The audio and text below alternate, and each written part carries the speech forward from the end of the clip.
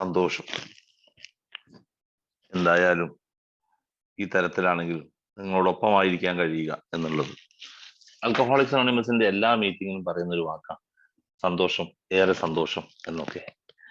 എന്താന്ന് ചോദിച്ചാൽ ഞാനിങ്ങനെ പലപ്പോഴും അറിയിച്ചിട്ടുണ്ട്, എന്താണ് ഈ സന്തോഷം? എല്ലാ മീറ്റിങ്ങും സന്തോഷം സന്തോഷം എന്ന് പറയുന്നത്. അപ്പൊ എനിക്ക് അവസാനം കിട്ടിയ ഒരു ഉത്തരം, ഈ നിമിഷം ഞാൻ മദ്യപിച്ചിട്ടില്ല എന്നുള്ളത് സന്തോഷത്തിന്റെ കാരണം. ഈ നിമിഷം ഞാൻ മദ്യപിച്ചിട്ടില്ല, അതുകൊണ്ടാണ് എനിക്ക് ഈ മീറ്റിങ്ങിലായിരിക്കാൻ കഴിയുന്നത്, ഈ മീറ്റിങ്ങിനോട് പൊരുത്തപ്പെടാൻ കഴിയുന്നു. നേരത്തെ ഉണ്ണിയാൻ തോന്നുന്നു മറ്റേ ബിഗ് ബുക്കിൽ നമ്മുടെ പടികളെ കുറിച്ചുള്ള ഭാഗം വായിച്ചു പോയപ്പോൾ ഇതുമായിട്ടൊന്നും പൊരുത്തപ്പെടാൻ പറ്റുകയില്ല എന്നുള്ള വാക്ക് പറഞ്ഞു. അപ്പൊ ആ ഒരു പൊരുത്തപ്പെടാൻ പറ്റുകയില്ല എന്ന് വിചാരിച്ച, എനിക്ക് ചേർന്നതല്ല എന്ന് വിചാരിച്ച ഒരു പദ്ധതിയോട്, ഇത് എന്റെ പദ്ധതിയാണ്, എനിക്ക് വേണ്ടിയുള്ള പദ്ധതിയാണ്, എനിക്ക് നിലനിൽക്കണമെങ്കിൽ ഈ പദ്ധതിയോട് ഞാൻ ചേർന്നേ മതിയാവൂ എന്ന ഒരു തിരിച്ചറിവ് തന്നത് ആൽക്കഹോളിക്സ് അനോണിമസ്. ആ തിരിച്ചറിവ് കിട്ടിയത് കൊണ്ടാണ് ഇന്ന് ഈ നിമിഷം ഞാൻ സുബോധവാനായിട്ട് ആൽക്കഹോളിക്സ് അനോണിമസിന്റെ ഏതെങ്കിലും രൂപത്തിലുള്ള ഒരു ആക്ടിവിറ്റിയിൽ നിൽക്കുന്നത്. ഇപ്പൊ ഈ മിഠായി സ്റ്റാൾസിൽ നിൽക്കുന്നതും അതുകൊണ്ട് തന്നെ. അല്ലെങ്കിൽ ഈ സമയമൊക്കെ 11:10 ആകുമ്പോഴേക്കും കസേര എണീക്കാൻ വയ്യാതെ കസേരയുടെ കയ്യെ പിടിച്ച് എണീച്ചാൽ കസേര അടക്കം മറിഞ്ഞു വീഴുന്ന അവസ്ഥയിലാവുന്ന ഒരാളാണ് ഞാൻ. ഇന്ന് ഒരു കുഴപ്പമില്ലാതെ ഉണ്ണിയും ശിവൊക്കെ വിളിക്കുന്നതിന് മുമ്പ് ഞാൻ റെഡി ആയിട്ടുണ്ട്. സോ 11 അങ്ങോട്ട് കഴിഞ്ഞോട്ടെ, എന്നിട്ട് കയറാം എന്ന് വിചാരിച്ചിട്ടാ. വേറൊരു കോൾ ഉണ്ടായിരുന്നു എനിക്ക്. ഞാൻ നേരത്തെ വിളിച്ചോ എന്ന് പറയുന്ന സാധനം ഉണ്ട്. ആ വിളി കഴിഞ്ഞിട്ട് കയറുകയാണെങ്കിൽ പിന്നെ കയറിയിട്ട് ഇറങ്ങണ്ടല്ലോ എന്നോർത്ത് നിൽക്കുമ്പോഴാണ് വിളിച്ചത് സന്തോഷം കേട്ടോ, കുഴപ്പമില്ല ഞാൻ പറഞ്ഞത്. അപ്പൊ അങ്ങനെ ഒരുങ്ങി നിൽക്കാൻ, അല്ലെങ്കിൽ എനിക്കിങ്ങനെ ഒരു ഉത്തരവാദിത്വമുണ്ട്, ഞാൻ ഏറ്റൊരു കാര്യമുണ്ട് ചിന്തിക്കാൻ എനിക്ക് സാധിക്കുന്നത് ആൽക്കഹോളിക്സ് അനോണിമസിലായിരിക്കുന്നതുകൊണ്ടാണ്. അതുകൊണ്ട് തന്നെ ഏറെ സന്തോഷവാനാണ്. നാളെയും ഈ സന്തോഷം നിലനിൽക്കണമെന്ന് ആഗ്രഹിക്കുന്നു. നാളെ എനിക്ക് ഈ സന്തോഷം നിലനിൽക്കണമെങ്കിൽ ഞാൻ ഇനിയും ആൽക്കഹോളിക്സ് അനോണിമസിലായിരിക്കേണ്ടതുണ്ട്. ഇനിയും എനിക്ക് ആൽക്കഹോളിക്സ് അനോണിമസിലായിരിക്കാൻ ആൽക്കഹോളിക്സ് അനോണിമസിന്റെ കൂട്ടായ്മ ആവശ്യമാണ്. ആൽക്കഹോളിക്സ് അനോണിമസിന്റെ കൂട്ടായ്മ ആവശ്യമാണ്. നമ്മുടെ ഗ്രൂപ്പുകളുടെ പ്രസക്തി അവിടെയാണ് നിൽക്കുന്നത്. നമ്മൾ എത്രത്തോളം ഗൗരവമായിട്ടാണ് നമ്മുടെ ഗ്രൂപ്പുകളെ കാണുന്നത് എന്ന് എനിക്ക് ചിലപ്പോഴൊക്കെ ചിലരുടെ സംശയം തോന്നിയിട്ടുണ്ട് കേട്ടോ, ഇല്ലായിരുന്നല്ല, ഞാൻ പറയുന്നില്ല. പക്ഷേ ചിലരത് വളരെ വളരെ വളരെ വളരെ വില പിടിച്ചതായിട്ട് തന്നെ കാണുന്നുണ്ട്. ആൽക്കഹോളിക്സ് അനോണിമസിന്റെ കാഴ്ചപ്പാടിൽ അതിന്റെ ഏറ്റവും വലിയ, ഏറ്റവും ഉയർന്ന, ഏറ്റവും എന്താ പറയുക ഉത്തുംഗമായ അവസ്ഥയിലുള്ളത് ആൽക്കഹോളിക്സ് അനോണിമസിന്റെ ഗ്രൂപ്പാ. എല്ലാ ഗ്രൂപ്പും, ഇന്ന ഗ്രൂപ്പ് നിന്നൊന്നുമില്ല, സീനിയേഴ്സ് ഉള്ള ഗ്രൂപ്പ് നിന്നൊന്നുമില്ല, എല്ലാ ഗ്രൂപ്പും. ആൽക്കഹോളിക്സ് അനോണിമസിന്റെ എല്ലാ പ്രവർത്തനങ്ങളും അവിടെ തുടങ്ങുന്നത്, ഇവിടെ തുടങ്ങുന്നു, ഗ്രൂപ്പിലാണ് തുടങ്ങുന്നത്. ആൽക്കഹോളിക്സ് അനോണിമസിന്റെ എല്ലാ പ്രവർത്തനങ്ങളും, ആൽക്കഹോളിക്സ് അനോണിമസിന് എന്താ പ്രവർത്തനമുള്ളത്? യൂണിറ്റി സർവീസ് റിക്കവറി എന്ന് പറയുന്ന 3 പടവുകൾ, 3 ആ ട്രയാങ്കിളുടെ 3 സൈഡുകളാണ് ഉള്ളത് നമ്മൾ കാണുന്നത്. അപ്പൊ അതിന്റെ റിക്കവറി പാർട്ട് എവിടെയാ ഉള്ളത്? ഗ്രൂപ്പിലാ ഉള്ളത്. സർവീസ് പാർട്ട് എവിടെയാ ഉള്ളത്? ഗ്രൂപ്പിലാ ഉള്ളത്. ഓർത്തു നോക്കി, ഗ്രൂപ്പ് ഏറ്റവും പ്രാധാന്യം അർഹിക്കുന്നത്, ഏറ്റവും നല്ല സേവകരെ കിട്ടുന്നത് എവിടുന്നാണ്? ഗ്രൂപ്പിൽ നിന്നാണ്. ഏറ്റവും അധികം ആളുകൾക്ക് റിക്കവറിയിലേക്ക് എത്താൻ സഹായിക്കപ്പെടുന്നത് ആരാണ്? ഗ്രൂപ്പാണ്.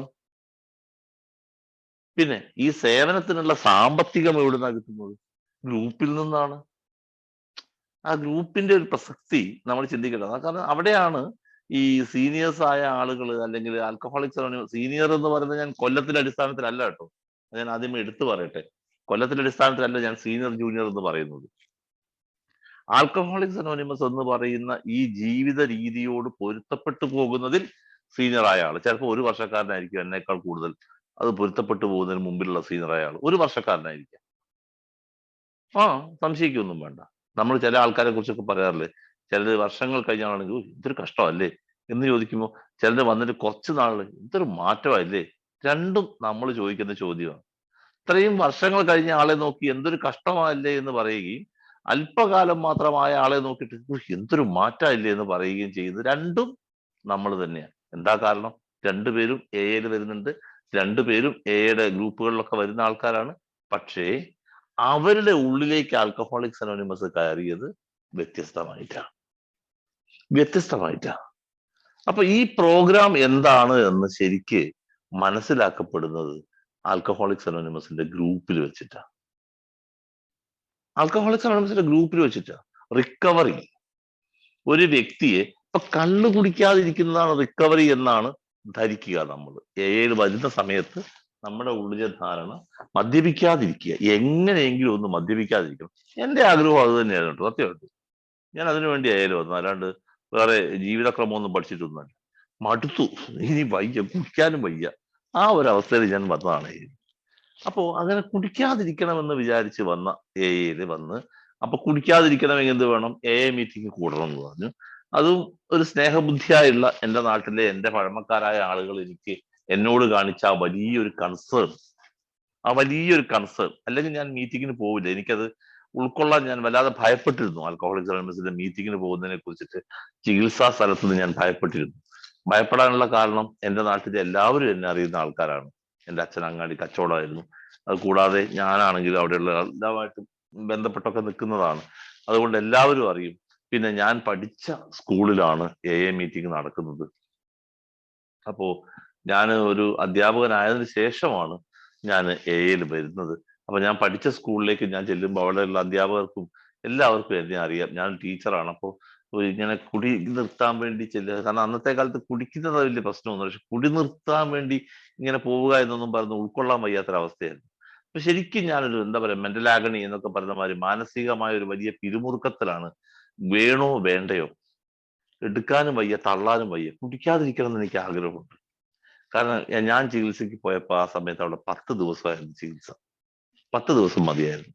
അപ്പൊ ഈ 10 ദിവസം ഞാൻ കുടിച്ചിട്ടില്ല. എന്നെ സംബന്ധിച്ചിടത്തോളം അത്ഭുതകരമായ സംഭവമായിരുന്നു 10 ദിവസം അടുപ്പിച്ച് ഞാൻ മദ്യപിക്കാതിരുന്നു എന്നുള്ളത്. 10 ദിവസം അടുപ്പിച്ച് ഞാൻ മദ്യപിക്കാതിരുന്നുള്ളത് എന്നെ സംബന്ധിച്ചിടത്തോളം ഈ നൂറ്റാണ്ടിലെ ഏറ്റവും വലിയ അത്ഭുതമായിരുന്നു. അതുപോലെ ഒരു അത്ഭുതമായിരുന്നു മൂന്നാമത്തെ ദിവസം ഞാൻ ഒരു പിടി ചോറ് വാരി തിന്നു എന്നുള്ളത്. നിങ്ങൾ കേൾക്കുന്നവർ എത്രത്തോളം അത് ഉൾക്കൊള്ളുമെന്ന് എനിക്ക് അറിയില്ല. എനിക്ക് ഭക്ഷണം കഴിക്കാനാവില്ലായിരുന്നു. എന്റെ കുടിയുടെ അവസാന കാലഘട്ടത്തിൽ 2000 ഒരു 2000 ജനുവരി ഒക്കെ ആ സമയം മുതൽ തന്നെ, 2000 സെപ്റ്റംബറിലാണ് ഞാൻ ചികിത്സയ്ക്ക് പോകുന്നത്. ആ സമയത്ത് 2000 അല്ല, 99 തന്നെ ഞാൻ ഭക്ഷണം വളരെ കുറവായ ആളായിരുന്നു. എനിക്ക് കഴിക്കാൻ പറ്റൂല. ഭക്ഷണ സാധനങ്ങൾ വിളമ്പി വെച്ചത് കാണുമ്പോൾ എനിക്ക് അസ്വസ്ഥതയാണ്. അതിന്റെ സ്മെല്ലടിക്കുന്നത് എനിക്ക് അസ്വസ്ഥതയാണ്. ആസ്വദിച്ച ആളുകൾ തിന്നുന്നത് കാണുന്നത് എനിക്ക് അസ്വസ്ഥതയാണ്. എനിക്ക് എന്തെങ്കിലുമൊക്കെ ഈ ദ്രവരൂപത്തിലുള്ളതല്ലാതെ പറ്റുക. അപ്പൊ ഇത് കഴിക്കുമ്പോഴും ഞാൻ ചത്തുപോകാതിരിക്കാൻ വേണ്ടി ലസ്സിയോ അല്ലെങ്കിൽ ഇളനീര് ജ്യൂസോ എന്തെങ്കിലുമൊക്കെ ഉണ്ടാക്കി കഴിക്കുമായിരുന്നു, ഡ്രൈ അതായിട്ട്. അപ്പൊ അങ്ങനെ ഉള്ള അവസ്ഥയിൽ എന്റെ വലിയ മോഹമായിരുന്നു എനിക്കൊരു ഭക്ഷണം കഴിക്കണം, ചോറ് ഒന്ന് ഉരുട്ടി ഉണ്ണണം എന്നൊക്കെ ഉള്ളത് എന്റെ വലിയ മോഹമായിരുന്നു. അതൊന്നും പറ്റാത്തൊരവസ്ഥയായിട്ടില്ല എനിക്ക്. അഥവാ ഒരു ഒറ്റക്ക് ഉള്ളിൽ പോയി കഴിഞ്ഞാൽ 4 ദിവസം കഴിഞ്ഞിട്ടത് ദഹിക്കാതെ പുറത്തേക്ക് വരുന്ന അവസ്ഥയാണ്. അപ്പൊ ഞാനെന്ന് പറഞ്ഞ ആള് ഒരു തരത്തിലും ആവില്ല എന്ന് വിചാരിച്ചോട്ട് ചികിത്സയ്ക്ക് പോയി. മൂന്നാമത്തെ ദിവസം ഞാൻ ഒരു ഹാഫ് ചോറ്, ഉറക്കം ഒരു ദിവസം പോലും കുടിച്ചാ പോരാ, ആവശ്യത്തിലധികം കുടിച്ചെങ്കിലേ എനിക്ക് ഉറക്കം വരും. അല്ലെങ്കിൽ എന്താവുന്നു, ഞാൻ ആ രാത്രിയുടെ ഏതെങ്കിലും യാമത്തിൽ എണീച്ചു, പിന്നെ ഉറങ്ങില്ല, പിന്നെ കിടന്ന് തിരിഞ്ഞും മറിഞ്ഞും കിടന്ന് വല്ലാത്ത അസ്വസ്ഥത അനുഭവിക്കണം. അങ്ങനെയുള്ള ഞാൻ ഒരു തുള്ളി പോലും മദ്യപിക്കാതെ ഒരു 3-4 ദിവസം കഴിഞ്ഞപ്പോൾ ഒരു മരുന്നിന്റെ സഹായം ഇല്ലാതെ സുഖമായിട്ട് രാവിലെ 10 മണിയായപ്പോലും അറിയാത്ത അവസ്ഥയിൽ ഞാൻ കിടന്നുറങ്ങാൻ തുടങ്ങി. ഉറക്കത്തിന്റെ ഒരു സുഖം. അപ്പൊ ഇങ്ങനെ ഈ 10 ദിവസം കൊണ്ട് എനിക്ക് ശാരീരികമായ മാറ്റങ്ങൾ ഉണ്ടാവും. അവിടുന്ന് ഇറങ്ങുമ്പോൾ എന്നോട് പറയുന്നതാണ് മീറ്റിങ്ങിന് പോകുന്നതിന്റെ പ്രസക്തി. ഞാൻ അവിടെ കിടക്കുമ്പോൾ ധാരാളം ആളുകൾ അവിടെ വരികയും ഞങ്ങൾ ഇങ്ങനെ മീറ്റിങ്ങിലൂടെ ജീവിച്ചു പോകുന്നത് എനിക്കറിയാം. വളരെ അടുത്ത് പരിചയമുള്ള എന്റെ കൂടെ മദ്യപിച്ചിട്ടുള്ള ആളുകളൊക്കെയാ. എനിക്ക് സംശയമില്ല അവരെ കുറിച്ചിട്ട്. അപ്പൊ നീയും ഞങ്ങളുടെ കൂടെ പോര് എന്ന് പറയുമ്പോൾ, എവിടെയാണെന്ന് ചോദിക്കുമ്പോൾ തിരുവമ്പാടി സ്കൂളിലാണ് എന്നുള്ളത് അറിയുമ്പോൾ എനിക്കത് വല്ലാതെ അസ്വസ്ഥത ഉണ്ടാക്കുന്ന ഒരു സാധനമാണ്. കാരണം ഞാൻ എങ്ങനെ പോവും ഇവരെ കൂടെ? എനിക്ക് ആ മീറ്റിങ്ങിന് പോകാൻ പറ്റില്ല. അപ്പോ അവിടെയാണ് ഞാൻ മനസ്സിലാക്കുന്ന എന്റെ സുഹൃത്തുക്കൾ എനിക്ക് വേണ്ടി കാണിച്ച ആ വലിയ പരിഗണന. അവരെന്നെ കാത്തു നിന്നു. അവരെന്നെ നിർബന്ധിക്കുന്ന രീതിയിലല്ലാതെ സ്നേഹപൂർവ്വം എന്നെ ആ മീറ്റിങ്ങിലേക്ക് കൊണ്ടുപോയി. ഞാൻ മീറ്റിങ്ങിലേക്ക് പോയി. പോകുന്നതിന് മടിയല്ല, ഒരു നാണക്കേട് എനിക്കുണ്ടായിരുന്നു. അവിടെ ചെന്ന് കഴിഞ്ഞപ്പോൾ ഞാൻ ബഹുമാനിക്കുന്ന ആളുകളൊക്കെ അവിടെ ഇരിക്കുന്ന ആൾക്കാരുണ്ട്, മീറ്റിങ്ങിലുണ്ട്. നമ്മുടെ പഴയ കാലത്ത് ഇപ്പോഴത്തെ ഫ്രീക്വന്റ്ലി ആസ്ക്ഡ് ക്വസ്റ്റ്യൻസ്, പണ്ടത്തെ 44 ക്വസ്റ്റ്യൻസ് എന്ന് പറഞ്ഞ പാർലമെന്റ് ആണ്. അതിൻ്റെ അകത്ത് പറഞ്ഞ മാതിരി നിങ്ങൾ എന്തിനാണോ ഇവിടെ വന്നിരിക്കുന്നത് അതിന് തന്നെയാണ് അവരും ഇവിടെ വന്നിരിക്കുന്നത്. അപ്പൊ എന്ന് പറഞ്ഞ മാതിരി അവിടെ അവരെ കണ്ടു. അപ്പോൾ അവിടെ ഓരോരുത്തർ ഷെയർ ചെയ്യുന്നത് കേട്ടു. എനിക്കിഷ്ടമൊന്നും ആയില്ല ഷെയറിംഗ് ഒന്നും. എന്തോ ഇങ്ങനെ വിളിച്ചു പറയുന്നത്, എന്തിനപ്പം അതിന്റെ ആവശ്യം എന്നൊക്കെ ഞാൻ ചിന്തിച്ചത്. പക്ഷെ അവിടുന്ന് പോന്നു. കുറെ ദിവസങ്ങൾ അങ്ങനെ കഴിഞ്ഞപ്പോൾ ഞാൻ കുടിച്ചിട്ടില്ല എന്ന് തിരിച്ചറിവ് എനിക്ക് ഒരുപാട് സമാധാനം തന്നത്. അപ്പൊ ഗ്രൂപ്പിൽ ഞാൻ പോയത് കുടിക്കാതിരിക്കാൻ വേണ്ടിയാണ്. പക്ഷെ അവിടെ ചെന്ന് അല്പം നാളുകൾക്ക് ശേഷമാണ് കുടിക്കാതിരിക്കുക എന്നുള്ളത് ഒരാവശ്യമാണ്. പക്ഷെ ഞാനെന്ന് പറഞ്ഞ വ്യക്തി കുടിക്കാനുള്ള കാരണം മറ്റു പലതുമാണ്. എൻ്റെ സ്വഭാവത്തിലെ വൈകല്യങ്ങളാണ്. ഇത് ഒരു വ്യക്തി പറഞ്ഞാൽ ഒരുപക്ഷെ ഞാൻ സമ്മതിക്കില്ല. എൻ്റെ സ്വഭാവത്തിൽ ഒരു കുഴപ്പമില്ല. എന്നെപ്പോലെ മറ്റുള്ളവരെ സഹായിക്കുന്ന ആളില്ല. എന്നെപ്പോലെ നന്നായി പഠിപ്പിക്കുന്ന അധ്യാപകനില്ല. എന്നെപ്പോലെ ഒരാളെ ഉപദ്രവിക്കാത്ത ആളില്ല. ഞാൻ ഇച്ചിരി കള്ളു കുടിക്കുമെന്നുള്ളത് ചോദിച്ചാൽ വേറെ ഒരു കുഴപ്പവും എനിക്കില്ല എന്ന് പറഞ്ഞ ആളാണ് ഞാൻ. എനിക്കോട്ട് ഇല്ലായിരുന്നു അവനും എൻ്റെ കാഴ്ചപ്പാടിൽ. എനിക്കോട്ട് കുഴപ്പമില്ലായിരുന്നു. പക്ഷെ അവിടെ ആരും എൻ്റെ കുഴപ്പം പറഞ്ഞില്ല. പകരം അവർ ഈ കുടിയിലേക്ക് എത്തിയത് ഇന്ന സ്വഭാവ വിശേഷതകൾ ഞങ്ങളിൽ ഉണ്ടായിരുന്നത് കൊണ്ടാണ്. അത് പതുക്കെ പതുക്കെ ഞാൻ മാറ്റാൻ ശ്രമിച്ചുകൊണ്ടിരിക്കുന്നു. അതുകൊണ്ടാണ് എൻ്റെ കുടി മാറുന്നത്. നമ്മുടെ സ്റ്റെപ്സിൽ പറയുന്ന മാതിരി നമ്മുടെ സ്വഭാവ വൈകല്യങ്ങളെ കണ്ടെത്തുന്ന ഒരു പ്രക്രിയ, അതിനെ തിരുത്താൻ സഹായിക്കുന്ന പ്രക്രിയ, ഒരു പുതിയ ജീവിത രീതിയിലൂടെ മുമ്പോട്ട് പോകാൻ സഹായിക്കുന്ന പ്രക്രിയ, ഇതാണ് ഗ്രൂപ്പിൽ നടക്കുന്നതെന്ന് ഞാൻ തിരിച്ചറിഞ്ഞു. അതൊക്കെയാണ്, പെട്ടെന്നല്ല, ഒരു ദിവസമല്ല. ഈ തിരിച്ചറിവ് ഒരു വ്യക്തിയിൽ അസ്വസ്ഥതകൾ ഉണ്ടാകാതെ ഉണ്ടാക്കി കൊടുക്കാൻ കഴിയുക ആൽക്കഹോളിക്സ് അനോണിമസിന്റെ ഗ്രൂപ്പിന് മാത്രമാണ്. എത്ര വലിയ സ്പോൺസർക്കും അത് അത്രയും എളുപ്പമല്ല. ഒരസ്വസ്ഥതയും ഇല്ലാതെ ഒരു വ്യക്തിക്ക് ഇതിനോട് പൊരുത്തപ്പെടാൻ, ഇത് സ്വീകരിക്കാൻ കഴിയുക ഗ്രൂപ്പ് ഷെയറിങ്ങിലൂടെയാണ്. അതുകൊണ്ട് തന്നെയാണ് ആൽക്കഹോളിക്സ് അനോണിമസിന്റെ കൂട്ടായ്മയുടെ ഷെയറിംഗ് എന്ന് പറയുന്നത്. എങ്ങനെയായിരിക്കണം എന്നൊക്കെയുള്ള കൺസെപ്റ്റ് നിങ്ങൾക്ക് അറിയാം. പ്രത്യേകിച്ച് നിങ്ങൾ കേരളത്തിന് അല്ലെങ്കിൽ ഇന്ത്യക്ക് പുറത്തുള്ളവരായതുകൊണ്ട്, ഔട്ട്സൈഡ് മീറ്റിംഗ്സിൽ അറ്റൻഡ് ചെയ്തവരായതുകൊണ്ട് നിങ്ങൾക്ക് അത് നന്നായിട്ട് അറിയാം ഞാൻ വിശ്വസിക്കുന്നു. കാരണം നമ്മുടെ മീറ്റിംഗിൽ എപ്പോഴും നമ്മൾ പ്രസന്റിനാണ് പ്രാധാന്യം കൊടുക്കുന്നത്, പാസ്റ്റിനല്ല. ബിഗ് ബുക്കിൽ അത് പറയുന്നുണ്ട്. നമ്മുടെ പ്രസന്റിന് എന്തെങ്കിലും ആവശ്യം ഉണ്ടെങ്കിൽ മാത്രമേ നമ്മൾ എന്ത് ചെയ്യേണ്ട ആവശ്യമുള്ളൂ. നമ്മുടെ പാസ്റ്റിനെ മറന്നു കളയാനല്ല, ചെകഞ്ഞെടുക്കേണ്ട ആവശ്യമുള്ളൂ. നമ്മുടെ പ്രസന്റിന് എന്തെങ്കിലും ക്വാളിറ്റി ഉണ്ടാക്കാൻ, അതിന്റെ നന്മയ്ക്ക് ആവശ്യമുണ്ടെങ്കിൽ മാത്രം നമ്മൾ പാസ്റ്റിനെ നോക്കിയാൽ മതി. അപ്പൊ എയുടെ റിക്കവറി മീറ്റിങ്ങുകളിൽ എൻ്റെ ഇന്നലകളെ കുറിച്ച് എനിക്ക് വളരെ ചുരുക്കം പ്രതിപാദിച്ചാൽ മതി. പക്ഷെ നിർഭാഗ്യവശാൽ നമ്മുടെ ഇവിടെ പലപ്പോഴും ഇന്നലകളാണ് നമ്മളെ മീറ്റിങ്ങിലെ ഷെയറിങ്ങിലെ അധിക ഭാഗവും കൊണ്ടുപോകുന്നത്. ഇന്നല്ല ഇവിടെ നമുക്ക് നമ്മുടെ ഇന്നിൽ ജീവിക്കുന്ന പ്രക്രിയയിലേക്ക് ഇപ്പോഴും എത്താൻ കഴിഞ്ഞിട്ടില്ല എന്ന് തോന്നുന്നു. കുറ്റമല്ല കേട്ടോ ഞാൻ പറഞ്ഞത്, അങ്ങനെ ധരിക്കരുത്. ഞാനും അങ്ങ് എത്തി നടത്താൻ വിചാരിക്കരുത്, ഒരിക്കലുമില്ല. ഒരു ഓർഡിനറി മനുഷ്യനാണ് ഞാൻ. ഒരു തരത്തിലുള്ള മാറ്റങ്ങളും. പക്ഷെ പറയുമ്പോൾ എനിക്ക് ഇതിങ്ങനെ പറയാൻ പറ്റൂ. കാരണം ആൽക്കഹോളിക്സ് അനോണിമസ് വിവക്ഷിക്കുന്ന ഇതാണ്.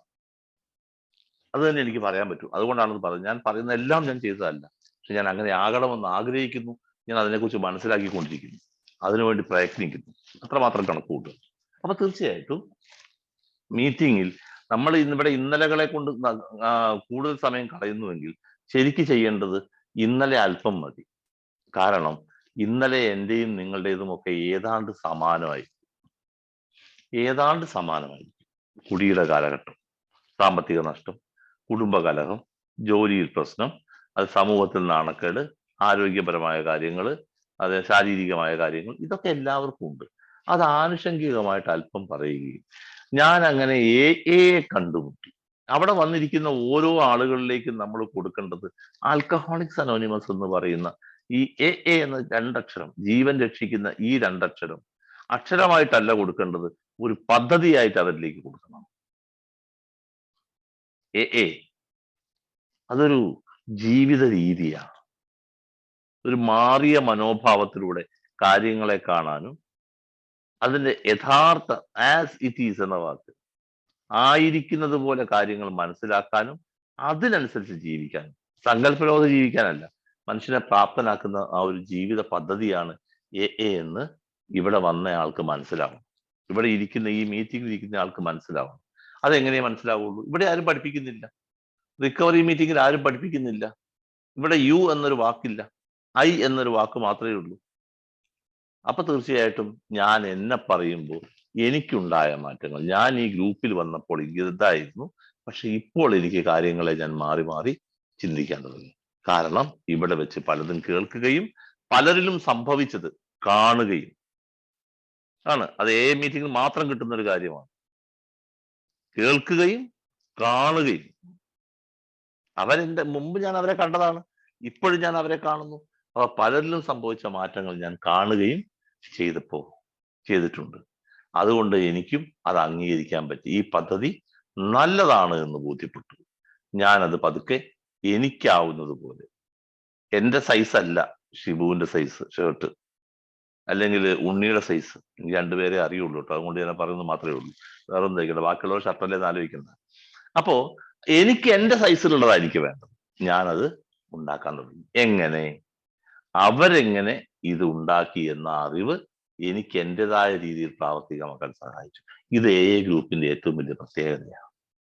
റിക്കവറിയിലെ ഏറ്റവും വലിയ അടിസ്ഥാനപരമായ ഘടകമാണ്. എങ്ങനെ രക്ഷപ്പെടണമെന്ന് ആരും പറഞ്ഞു തന്നില്ല. കുടി നിർത്താൻ എല്ലാവരും പറഞ്ഞു തന്നു, പക്ഷെ എങ്ങനെ നിർത്തണമെന്ന് ആരും പറഞ്ഞില്ല. അങ്ങ് നിർത്തിയാൽ മതി എന്ന് പറഞ്ഞു.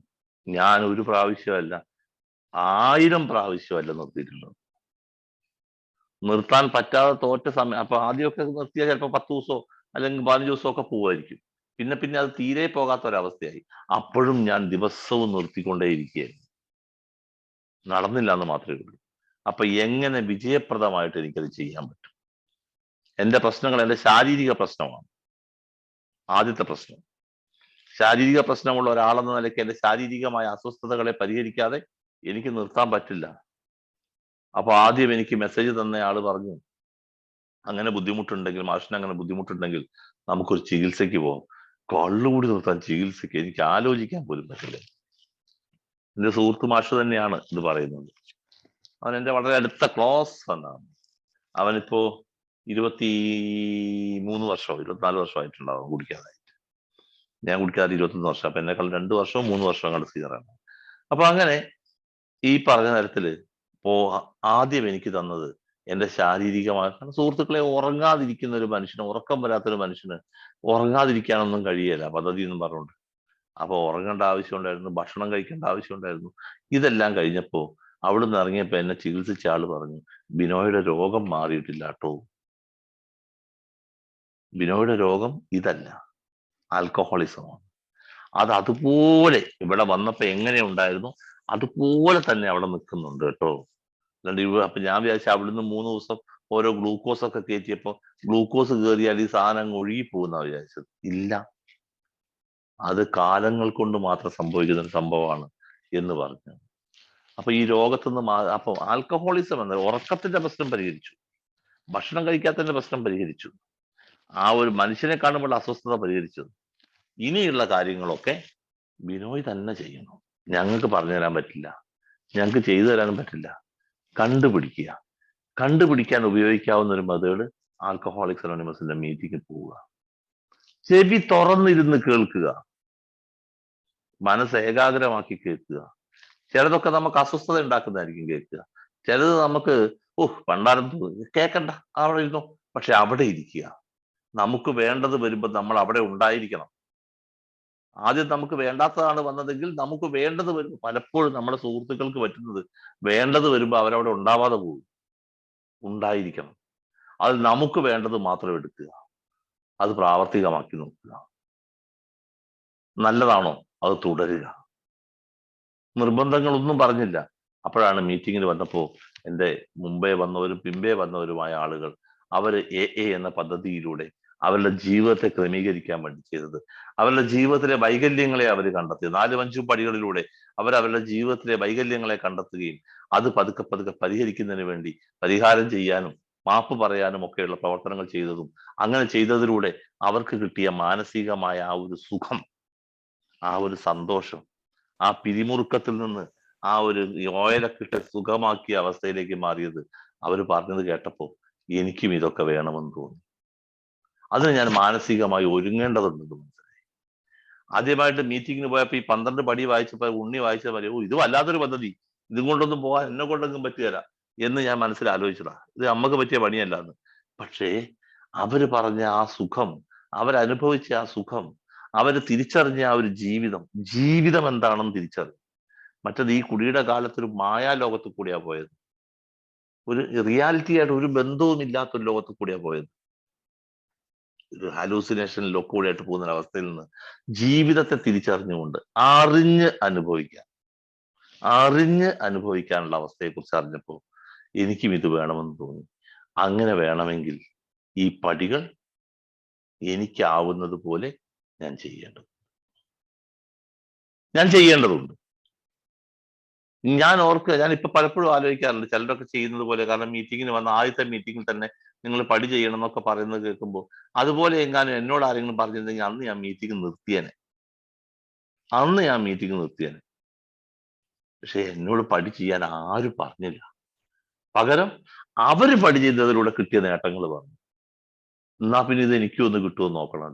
ഈ സന്തോഷം, അങ്ങനെയാണ് പതുക്കെ ഈ പടി ചെയ്യാനുള്ള ആവശ്യകതയിലേക്ക് ഞാൻ എത്തിയത്. ഏഴ് വന്നു, മാസങ്ങൾ കഴിഞ്ഞിട്ടും സ്വസ്ഥതയില്ല, സമാധാനമില്ല, കുടിക്കുന്നില്ല. ഞാൻ വിചാരിച്ചിരുന്നത് കുടി മാത്രമാണ് എന്റെ പ്രശ്നമെന്ന്. എന്റെ നാട്ടിലെ ഈ നാട്ടിലെ ഏറ്റവും സീനിയറായ അംഗം, എനിക്ക് ചെറുപ്പം മുതൽ എന്നെ അറിയാവുന്ന, എന്നെയൊക്കെ എടുത്തുകൊണ്ട് നടന്നിട്ടുള്ള രാജുവേട്ടനോട് ചേട്ടാ ഒരു സുഖമില്ല, വല്ലാത്ത അസ്വസ്ഥത എന്നൊക്കെ പറഞ്ഞ്, മോനെ ഒന്ന് പതുക്കെ നോക്കിക്കേ, ഈ പടികളൊക്കെ ഒന്ന് എന്തെങ്കിലുമൊക്കെ ചെയ്യാൻ പറ്റും, ഏതെങ്കിലുമൊക്കെ ഒന്ന് ചെയ്യാൻ പറ്റുമെന്ന് നോക്കിക്കേ എന്ന ആ വാക്ക് എന്നെ വല്ലാതെ സ്വാധീനിച്ചതാണ്. അപ്പോഴാണ് ഈ ഓരോരുത്തരും പടി ചെയ്യാൻ വേണ്ടി അവർ ചെയ്ത മാർഗങ്ങൾ ഗ്രൂപ്പിൽ പറയുന്നത്. റിക്കവറിയുടെ പാതയിൽ ഗ്രൂപ്പിന്റെ ഏറ്റവും വലിയ പ്രാധാന്യമാണ് ഞാൻ ഈ പറയുന്നത്. അംഗങ്ങൾ മാത്രമല്ല, ലോകത്തിലെ എല്ലാ മനുഷ്യരും പഠിപ്പിക്കുന്നതിൽ വെറുപ്പുള്ളവരാ. പ്രശസ്തനായ ഒരു ചൈനീസ് ചിന്തകൻ, ഞാൻ പേര് മറന്നുപോയി, ഞാൻ പഠിപ്പിച്ച, പക്ഷെ ഞാൻ മറന്നുപോയി, വയസ്സായില്ലേ അതുകൊണ്ട് മറന്നു എന്ന് വിചാരിച്ചാൽ മതി. കുട്ടികൾ പഠിപ്പിക്കുന്നതിൽ വിമുഖരാണ്, പക്ഷെ പഠിക്കുന്നതിൽ തൽപരരാണ്. പഠിപ്പിക്കുക എന്ന് പറഞ്ഞാൽ അവർക്ക് കേൾക്കാൻ ഇഷ്ടമല്ല, പക്ഷെ പഠിക്കാൻ അവർക്ക് ഇഷ്ടമാണ്. അതാ മാറ്റം. ഇത് തന്നെയാണ് ഇവിടെയും. കാരണം കുടി കൊണ്ട് മാനസികമായിട്ട് വല്ലാത്ത ഒരവസ്ഥയിലേക്ക് എത്തിയ ഒരാള്, നിഷേധ വ്യക്തിത്വത്തിന്റെ ഏറ്റവും മുകളിലെത്തിയ ഒരാള്, ഒന്നിനെയും അംഗീകരിക്കാതെ വർഷങ്ങളോളം മുമ്പോട്ട് പോയ ഒരാള് പെട്ടെന്നൊരു സുപ്രഭാതത്തില് ആരെങ്കിലും അത് ചെയ്യേ ഇത് ചെയ്യെന്ന് പറഞ്ഞാൽ കേൾക്കുവോ? ഞാൻ കേൾക്കുകയില്ല. എനിക്ക് ആലോചിക്കാൻ തന്നെ വയ്യ. അല്ലെങ്കിൽ അഹങ്കാരത്തിന്റെ കയ്യും കാലം വെച്ച കൂട്ടത്തിലാണ് ഞാൻ. എനിക്കത് പറ്റില്ല. അവിടെയാണ് നീ ചെയ്യെന്ന് പറയാതെ ഞാൻ ചെയ്തു, ഞാൻ അങ്ങനെ ശ്രമിച്ചു നോക്കി, ഞാൻ ശ്രമിച്ചത് ചിലത് പരാജയപ്പെട്ടു പോയി, ഞാൻ അങ്ങനെ ചെയ്യണമെന്ന് ആഗ്രഹിച്ചു, പക്ഷെ എനിക്ക് നടന്നില്ല, ഞാൻ ഇപ്പോഴും ചെയ്യാൻ ശ്രമിക്കുന്നു, അല്ലെങ്കിൽ ചെയ്തതിലൂടെ എനിക്ക് ഇത്ര വലിയ സന്തോഷം ഉണ്ടായി, എനിക്ക് കിട്ടിയ ആ ഒരു ആനന്ദം, അവരെനിക്ക് തന്ന ആ ഒരു സപ്പോർട്ട് പറയാൻ വയ്യ. ഇങ്ങനെ അവരവരുടെ ജീവിതത്തിൽ ചെയ്ത കാര്യങ്ങൾ ഇതെനിക്ക് മീറ്റിങ്ങിൽ മാത്രമേ കേൾക്കാൻ പറ്റൂ. അത് മാത്രമല്ല, ആ മീറ്റിംഗ് ഹാളിൽ ഇരുന്ന് അത് കേൾക്കുമ്പോൾ എനിക്കുണ്ടാവുന്ന ഒരു ഫീല് ഒരു പക്ഷെ എനിക്ക് ഒരാളോട് പേഴ്സണലായിട്ട് പറഞ്ഞാൽ കിട്ടുന്നില്ല. എന്റെ കാര്യമാണ്, നിങ്ങളുടെ ഞാൻ പറയില്ല, ഓരോരുത്തരും വ്യത്യസ്തമാണത്. ഒരാളോട് പറഞ്ഞാൽ ഒരു ഫീലും കിട്ടുകയെന്നല്ല ഞാൻ പറഞ്ഞതിനർത്ഥം. പക്ഷേ ആ മീറ്റിംഗ് ഹാളിൽ ഇരുന്ന് കേൾക്കുമ്പോൾ, കാരണം ഒരാൾ പറഞ്ഞു കഴിഞ്ഞാൽ മീറ്റിംഗ് ശ്രദ്ധിച്ച് നോക്കിയാൽ നിങ്ങൾക്ക് കാണാം, ഒന്നാമത്തെ ആള് അത്യാവശ്യം ഒരു കൊള്ളാവുന്നതാണ്, എല്ലാം കൊള്ളാവുന്നതാണ്, അതല്ല ഞാൻ പറഞ്ഞത്, ഏതെങ്കിലും ഒരു പോയിന്റ് പറഞ്ഞ് ഷെയർ ചെയ്തിട്ടുണ്ടെങ്കിൽ മിക്കവാറും അന്നത്തെ മീറ്റിംഗിൽ മുഴുവൻ ആളുകളും ഏതാണ്ട് അതിനോട് ചേരുന്ന ഒരു ഷെയറിങ്സ് ആയിരിക്കും വരിക മീറ്റിംഗിൽ. അതിനോട് പക്ഷെ പലപ്പോഴും ആദ്യകാലത്തൊക്കെ ഞാൻ മീറ്റിങ്ങിന് പോകുമ്പോൾ എന്തെങ്കിലുമൊക്കെ പറയാനുള്ളതൊക്കെ ഇങ്ങനെ മനസ്സിൽ കണ്ടിട്ട് പോകുമായിരുന്നു. അവിടെ ചെന്ന് കഴിഞ്ഞാൽ ആലോചിച്ച് പഠിച്ചത് ഒരെണ്ണവും കിട്ടുകയില്ല. അവിടെ കേട്ടതിന്റെ ബാക്കി എന്തെങ്കിലും പറയുക. അപ്പൊ ഈ പറഞ്ഞ ഒരാൾ പറഞ്ഞതിനോട് ചേരുന്നത് തന്നെ വീണ്ടും വീണ്ടും ആളുകളിലൂടെ ഇങ്ങനെ ആവർത്തിക്കപ്പെടുമ്പോൾ എനിക്ക് ഉണ്ടാവുന്ന ഒരു ഫീല് വേറൊരെണ്ണം. അപ്പൊ ഒരു വിഷമമില്ലാതെ എന്റെ ജീവിതത്തിൽ പടികളുടെ പ്രാധാന്യം മനസ്സിലാക്കാൻ പറ്റി. ഇത് പ്രാവർത്തികമാക്കിയാലേ എന്നെ കുടിയിലേക്ക് നയിച്ച എന്റെ സ്വഭാവ വൈകല്യങ്ങളിൽ നിന്ന് എനിക്ക് മോചനം ലഭിക്കൂ എന്ന് ഞാൻ മനസ്സിലാക്കി. ആ തിരിച്ചറിവ് എനിക്ക് തന്ന വലിയ ഉപകാരമായിരുന്നു പതുക്കെ പടി ചെയ്യാനുള്ള പ്രയത്നം. ചെയ്തു തുടങ്ങിയപ്പോ ആവുന്നത് പോലെ, അല്ലാണ്ട് അതിന്റെ സിസ്റ്റമാറ്റിക് ആയിട്ടൊന്നും അല്ല. അന്നൊന്നും ഇങ്ങനെ ഈ 12 പടികളെ കുറിച്ചൊന്നും, ഈ 12 and 12 എന്ന സാധനം ഒന്നും ഞാൻ കണ്ടിട്ടേ ഇല്ല, കേട്ടിട്ടേ ഉള്ളൂ, കണ്ടിട്ടില്ല. ബിഗ് ബുക്ക് കണ്ടിട്ടുണ്ട്, ബിഗ് ബുക്ക് മാത്രമാണ് ആ തരത്തിൽ കണ്ടത്. പിന്നെ കുറച്ച് പാംലെറ്റ്സ് ഒക്കെ കണ്ടിട്ടുണ്ട്, ബുക്സ് ഒന്നും കണ്ടിട്ടില്ല. പക്ഷേ അപ്പോ അന്ന് ആരും ഇങ്ങനെ പ്രത്യേകിച്ച് ഈ സ്റ്റെപ്പുകളെ ഒന്നും ഇങ്ങനെ എന്ന് പറയുന്നത് പോലെ വ്യവച്ഛേദിച്ചോ ആധികാരികമായിട്ടൊന്നും പറയാൻ ആരും തന്നെ കാര്യമായിട്ടില്ല. എല്ലാവരും അവരവരുടെ ജീവിതത്തിൽ ചെയ്ത കാര്യങ്ങളാ പറഞ്ഞു കേട്ടത്. അവരറിഞ്ഞ അവര് മനസ്സിലാക്കിയ സ്റ്റെപ്പ്, അതനുസരിച്ച് അവര് ചെയ്തപ്പോ അവർക്ക് കിട്ടിയത്. അപ്പോ ഞാനും പതുക്കെ എനിക്ക് മനസ്സിലായ രീതി ചെയ്യാൻ തുടങ്ങി. എന്റെ അഹങ്കാരം പോയി എന്നല്ല, പക്ഷെ എന്റെ കാഠിന്യം കുറഞ്ഞു. പഴയ മാതിരി ഒന്നുമല്ല. മറ്റുള്ളവരെ പുച്ഛത്തോടുകൂടി കാണുന്ന ആ മനസ്ഥിതിയിൽ മാറ്റം ഉണ്ടായി. ഒരു ഞാനല്ല, എന്നേക്കാൾ വലിയവൻ ഉണ്ടെന്നുള്ളൊരു ചിന്തയൊക്കെ വന്നു തുടങ്ങി. മറ്റതല്ല, ഞാൻ തന്നെയാ വെല്ലുന്ന വിചാരിച്ചു. അപ്പൊ ഇങ്ങനെ കുറേശ്ശെ മാറാൻ, മറ്റുള്ളവരോട് കൂടെ ചേരാൻ, ഒന്നിച്ച് നിൽക്കാൻ, വിട്ടുവീഴ്ചകൾ ചെയ്യാൻ, ഇത് വീട്ടിലും നാട്ടിലും കൂട്ടായ്മയിലും ഒക്കെ ചെയ്യാനുള്ള ഒരു മാനസിക ഭാവത്തിലേക്ക് എന്നെ ഗ്രൂപ്പിന്റെ മീറ്റിംഗ്, ഒരാളെ ഞാൻ പറയില്ല, ആ കാലങ്ങളിൽ അവിടെ വന്നുപോയ എല്ലാവരും പുറത്തുനിന്ന് വന്നു. ഇപ്പൊ ഉദാഹരണം പറഞ്ഞ ഷാജി, മരിച്ചുപോയ സജിത്ത്, അതേമാതിരി ലാംബർട്ട് മാഷ്, ഇവരൊക്കെ അന്ന് തിരുവമ്പാടി മീറ്റിംഗിന് വരുന്നവരാണ്. എന്നേക്കാൾ സീനിയേഴ്സ് ആര്, മൊയ്തുട്ടിക്ക, ജോസഫ് മാഷ്, മരിച്ചുപോയ വയനാട്ടിലെ കൊടക്കച്ചിറ സണ്ണി, മരിച്ചുപോയ അബ്ദുള്ളാക്ക, അപ്പൊ ഇങ്ങനെ വയനാട് കൽപ്പറ്റയല്ലേ. അപ്പൊ ഇങ്ങനെ ഓരോ ആൾക്കാരുടെയും ഓരോ ആൾക്ക് ഞാൻ പറഞ്ഞ, ഞാൻ കേട്ട ഒരു ഷെയറിങ്ങും എനിക്ക് വെറുതെ ആയിട്ടില്ല. അവരുടെയൊക്കെ തീവ്രമാർന്ന അവരുടെ ആ അനുഭവങ്ങൾ എന്റെ ഇന്നലകളിലേക്ക് നോക്കാനും അതിൽ നിന്ന് ഇന്നിലേക്ക് വരാനും എന്നെ സഹായിച്ചിട്ടുണ്ട്. ഇത് ഗ്രൂപ്പിൽ കിട്ടുന്ന ഒരു അനുഭവമായി. ആൽക്കഹോളിക് അനോണിമസ് റിക്കവറിയിലെ ഏറ്റവും വലിയ ഘടകം. റിലാപ്സ് ആവാൻ ഏറെ സാധ്യതയുള്ള ഒരാളായിരുന്നു. കാരണം കള്ളു കുടിക്കുന്നത് എനിക്ക് അത്ര ഇഷ്ടമാണ്, അത്ര ഇഷ്ടമാണ്, അല്ലായികയല്ല. ഇപ്പോഴും ഒരു 2-3 വർഷം മുമ്പാന്ന് തോന്നുന്നു ഞാൻ കള്ളു കുടിക്കുന്ന സ്വപ്നം കണ്ടു. അന്ന് ഞാൻ 17 വർഷം കഴിഞ്ഞിട്ടുണ്ട്. കള്ളു കുടിക്കുന്ന സ്വപ്നം കണ്ടില്ല. ഞെട്ടി ഉണർന്ന് വേർത്ത് കാറിയൊന്നുമില്ല.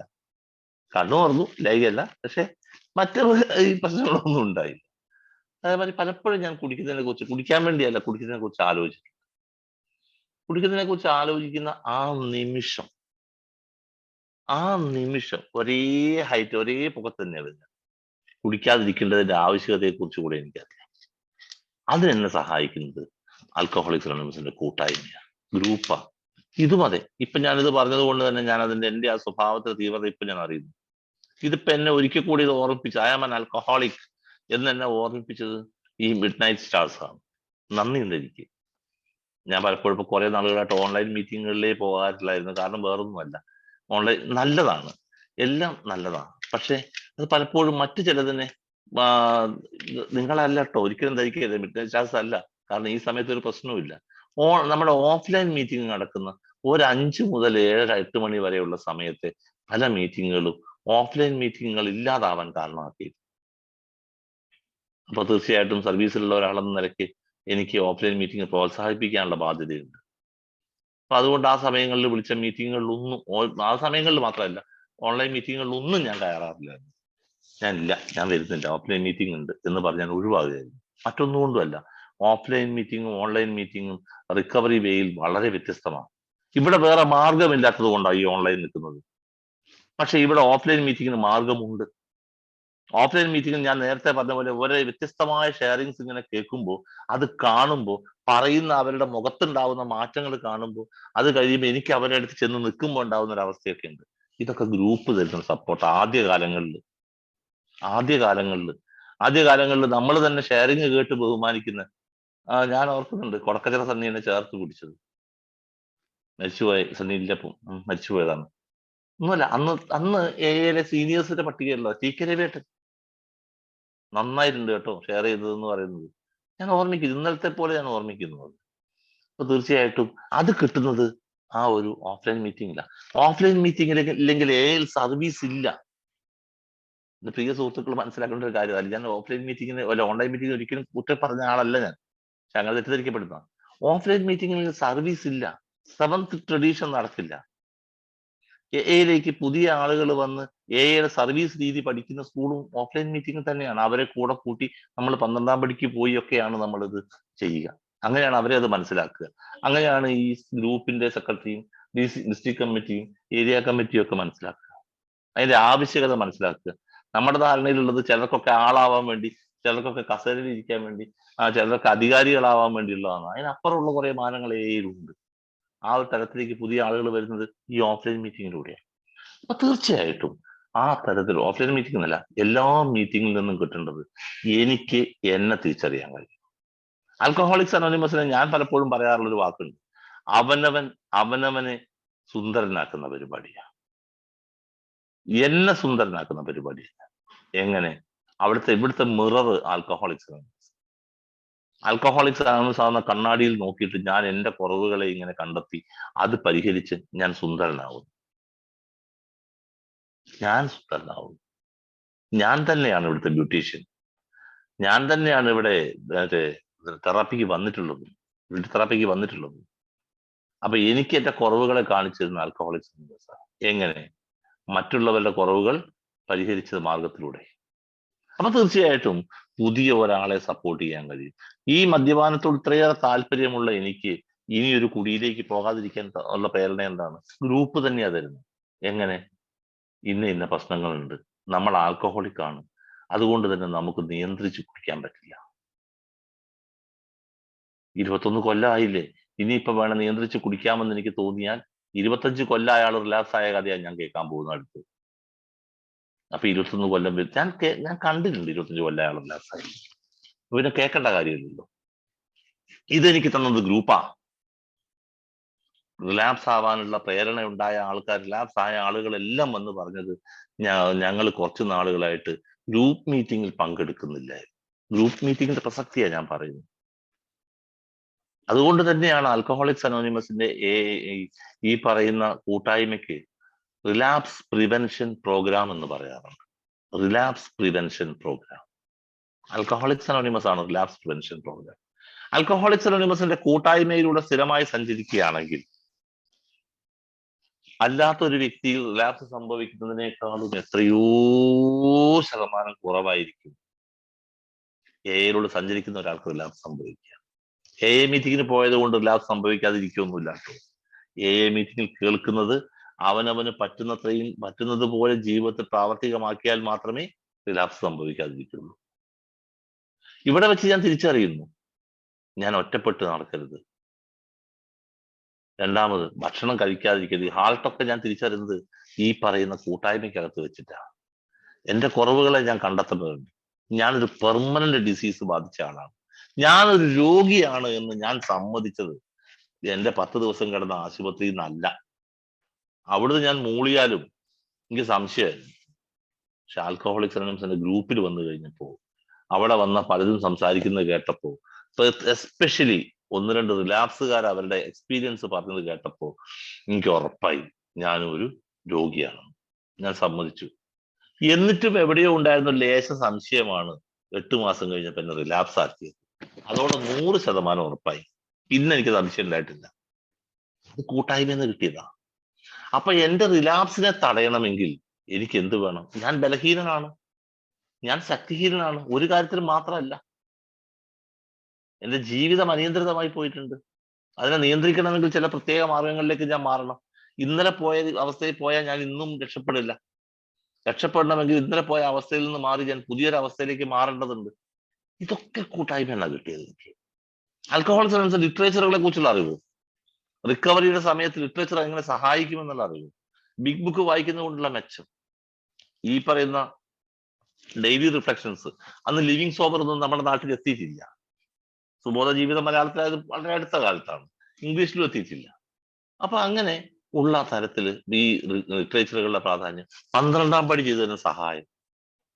ആ കാലത്ത് 12ാം പടി കുറേയും കൂടെ ആഴത്തിലുള്ളതായിരുന്നു. ഇപ്പൊ മോശമെന്നല്ല ഞാൻ പറഞ്ഞത്, കുറേയും കൂടെ ആഴത്തിലായിരുന്നു. അത് language of the heart, not literature, language of the heart. നമ്മുടെ അനുഭവങ്ങൾ, നമുക്ക് അയാളോട് പറയാനുള്ളത് നമ്മുടെ അനുഭവങ്ങളാണ്. ബിഗ് ബുക്കിൽ ബില്ലിന്റെ കഥയിൽ പറയുന്ന പോലെ തന്നെ നമുക്ക് നമ്മുടെ അനുഭവങ്ങൾ തന്നെയാ പറയാനുള്ളത്.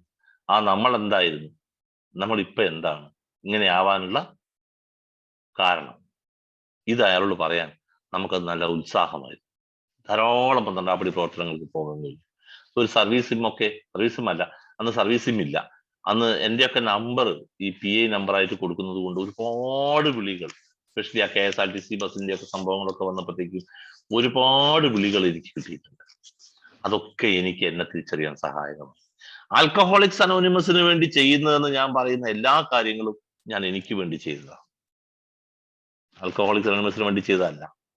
ഈ പറഞ്ഞ ഈ എന്റെ നമ്പർ സർവീസ് നമ്പറായി കൊടുത്തത് മാസികകളിലും അതേമാതിരി നമ്മുടെ സ്റ്റിക്കറുകളിലും ഒക്കെ വന്നത്, ഇതൊന്നും ഞാൻ എക്ക് വേണ്ടി ചെയ്തതല്ലെന്ന് എനിക്കിന്ന് തിരിച്ചറിയാൻ പറ്റും. കാരണം അതൊക്കെ എനിക്ക് എന്നെ മനസ്സിലാക്കാൻ, എനിക്ക് എന്റെ ക്വാളിറ്റിയിലേക്ക് എത്തിക്കാൻ, അല്ലെങ്കിൽ എന്റെ വളർച്ചയ്ക്ക് മുമ്പോട്ട് ഒരുപാട് സഹായകമാകാൻ വേണ്ടി ചെയ്തതാണ്. ഒന്നും ഞാൻ എക്ക് വേണ്ടിയല്ല ചെയ്തത്, എനിക്ക് വേണ്ടിയാണ് ചെയ്തതെന്ന് തിരിച്ചറിയാൻ പറ്റുന്നു. അതിനേക്കാളും വലുതായിട്ട് എനിക്ക് തോന്നിയ ഒരു കാര്യം, ആൽക്കഹോളിക്സ് അനോണിമസിന്റെ പ്രാർത്ഥിക്കാനുള്ളതല്ല എന്നുള്ളതാണ്. തെറ്റിദ്ധരിക്കരുത്.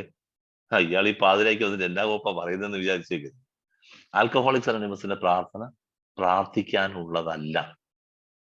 എന്റെ 20 കൊല്ലത്തെ അനുഭവത്തിൽ ഉണ്ടായത്, എന്റെ ഇപ്പൊ അടുത്ത കാലത്ത് ഉണ്ടായ വട്ടായത് ആ ചിന്ത വന്നത് ഞാൻ നിങ്ങളോട് പങ്കുവെക്കുക. കാരണം നിങ്ങളിൽ അധികം ആളുകളും അല്പകാലമൊക്കെ കൂടെ പോയ ആളുകളാവുന്നതുകൊണ്ട് കേൾക്കുന്ന അർത്ഥത്തിൽ അതിനെ എടുക്കുകയില്ല. അത് പ്രവർത്തിക്കാനുള്ളതാണ്.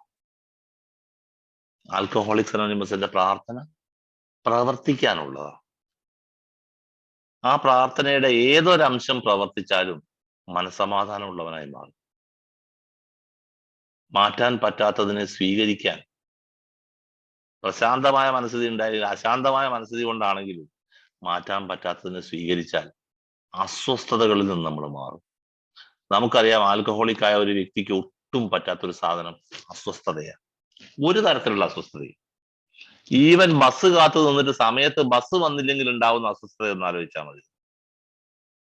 ബസ് കാത്തു നിന്നിട്ട് ആ ബസ് വരാൻ താമസിച്ചാൽ സമയത്ത് എത്തിയില്ലെങ്കിൽ നമുക്ക് ഉണ്ടാവുന്ന ആ ഒരു റെസ്റ്റ്ലെസ്നെസ് ഒന്ന് ആലോചിച്ചാൽ.